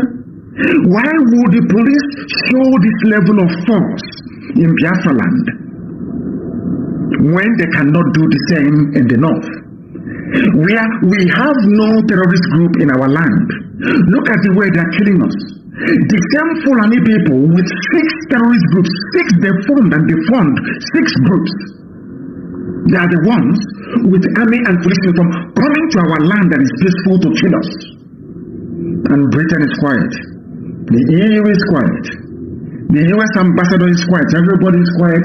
They've all gone deaf and dumb. I challenge any zoo journalist. I challenge anybody anywhere in the world with conscience to come out in the open and tell the world in what way, or should I say in which way, IPOB provoked the police in Enugu today. You will find there is none. The police left and DSS, they left their offices and their bags to go and look for people to kill. Do you know why they do that all the time? Because we are not armed. They do it all the time because there is no reprisal. They do it all the time because we are not terrorists. They do it all the time because they understand that we subscribe to the school of peaceful agitation. But from today onwards, I'm saying it loud and clear that the world may hear me very well. Because if we do nothing, believe you me, anytime they see a group of young Biafran men walking on the street, they open fire on them. They know that the Lagos-Ibadan Expressway media will cover them because Chinedu wants to be the president. So they will do everything to cover up this very story. The relentless slaughter of the innocent going on. Terrorists are busy killing. The police and the army are also busy killing in Biafra land, killing innocent people. And what I want our people to understand today is this: if we fold our hands and keep quiet, they will kill all of us. It is something they've been planning to do for a very long time. And Britain will support them. I want you to understand this. Britain will always support them. That is why there will be no report going to London from Abuja regarding these senseless killings today. There will be none. There will be none. It is as if there is this grand global conspiracy to kill off the Biafran people, to exterminate the Igbo race. The same thing that the Jews went through in Europe. Where these things are coming from, I do not know. That people can no longer pray in peace. All of you saw it. How they were posing. These are the same police people that were redeployed, that were deployed to Borno, and they were crying. They cannot fight. But they specialized in the brutal murder and slaughter of unarmed, innocent civilians. You can now understand why Facebook is suppressing everything that we are doing. People do not understand the depth of this conspiracy against us. And until we recognize it and rise up to say enough is enough, these killings will continue. And bearing that in mind, I have a few announcements to make this very evening. From today onwards, today is the 23rd, if I'm not mistaken, of August, Sunday the 23rd of August, 2020. From today onwards, I want people to listen to me very carefully. From today onwards, anywhere the Nigerian army, the police or the DSS, or any of the numerous Fulani-sponsored terrorists is involved in the killing of any unarmed civilian in Biafra land, we will kill them too. That thing they're looking for, they will get it. And let me remind the zoo of one thing. You have 6 terrorist groups in the north ravaging and killing at will. The worst mistake you can ever make is to try to come to Biafra land to fight a full-blown war. Because your land will be taken over by terrorists. When you go back, you will have nothing. For those of you from the Middle Belt, that your children are serving in the zoo police, in the Nigerian police or the army, involved in the killing of IPOB family members, I want to assure you that you will bury your own very, very soon. That is an assurance. I'm saying it so that the world can hear me. And I'm saying all these things because I wish they can be so foolish enough, or that any fool anywhere, any idiot anywhere will be so foolish enough to pick me up on this, to say this was what you said. That day I will tell you how upset I am. So all of you want us to keep quiet until they finish killing all of our young men and women. Then you'll be very happy. People talk about peaceful agitation, Martin Luther King, Mahatma Gandhi and all the rest of them. Martin Luther King was dealing with white people who are reasonable, people who have conscience. Same as Gandhi. Mandela was fighting against, more or less, apartheid was very awful, but against white people who can sit back and take stock of their actions. They have conscience. In the zoo, as in most other black African countries, we are dealing with demons, people without a soul, people without conscience. You don't do peaceful agitation where there are people without a soul. They don't have any soul, they have no being in them. They are killers and murderers. The only language to understand is force. This evening I am signifying my intention to raise the banner and letting them know. Now, if the killings were to continue in Enugu tonight, we are going to kill police and army people in Enugu. They are going to go into a war they can never win. If illiterate, poorly educated Boko Haram can give them problems, imagine what we can do to them, an army of volunteers. I am saying it so that the world can hear it loud and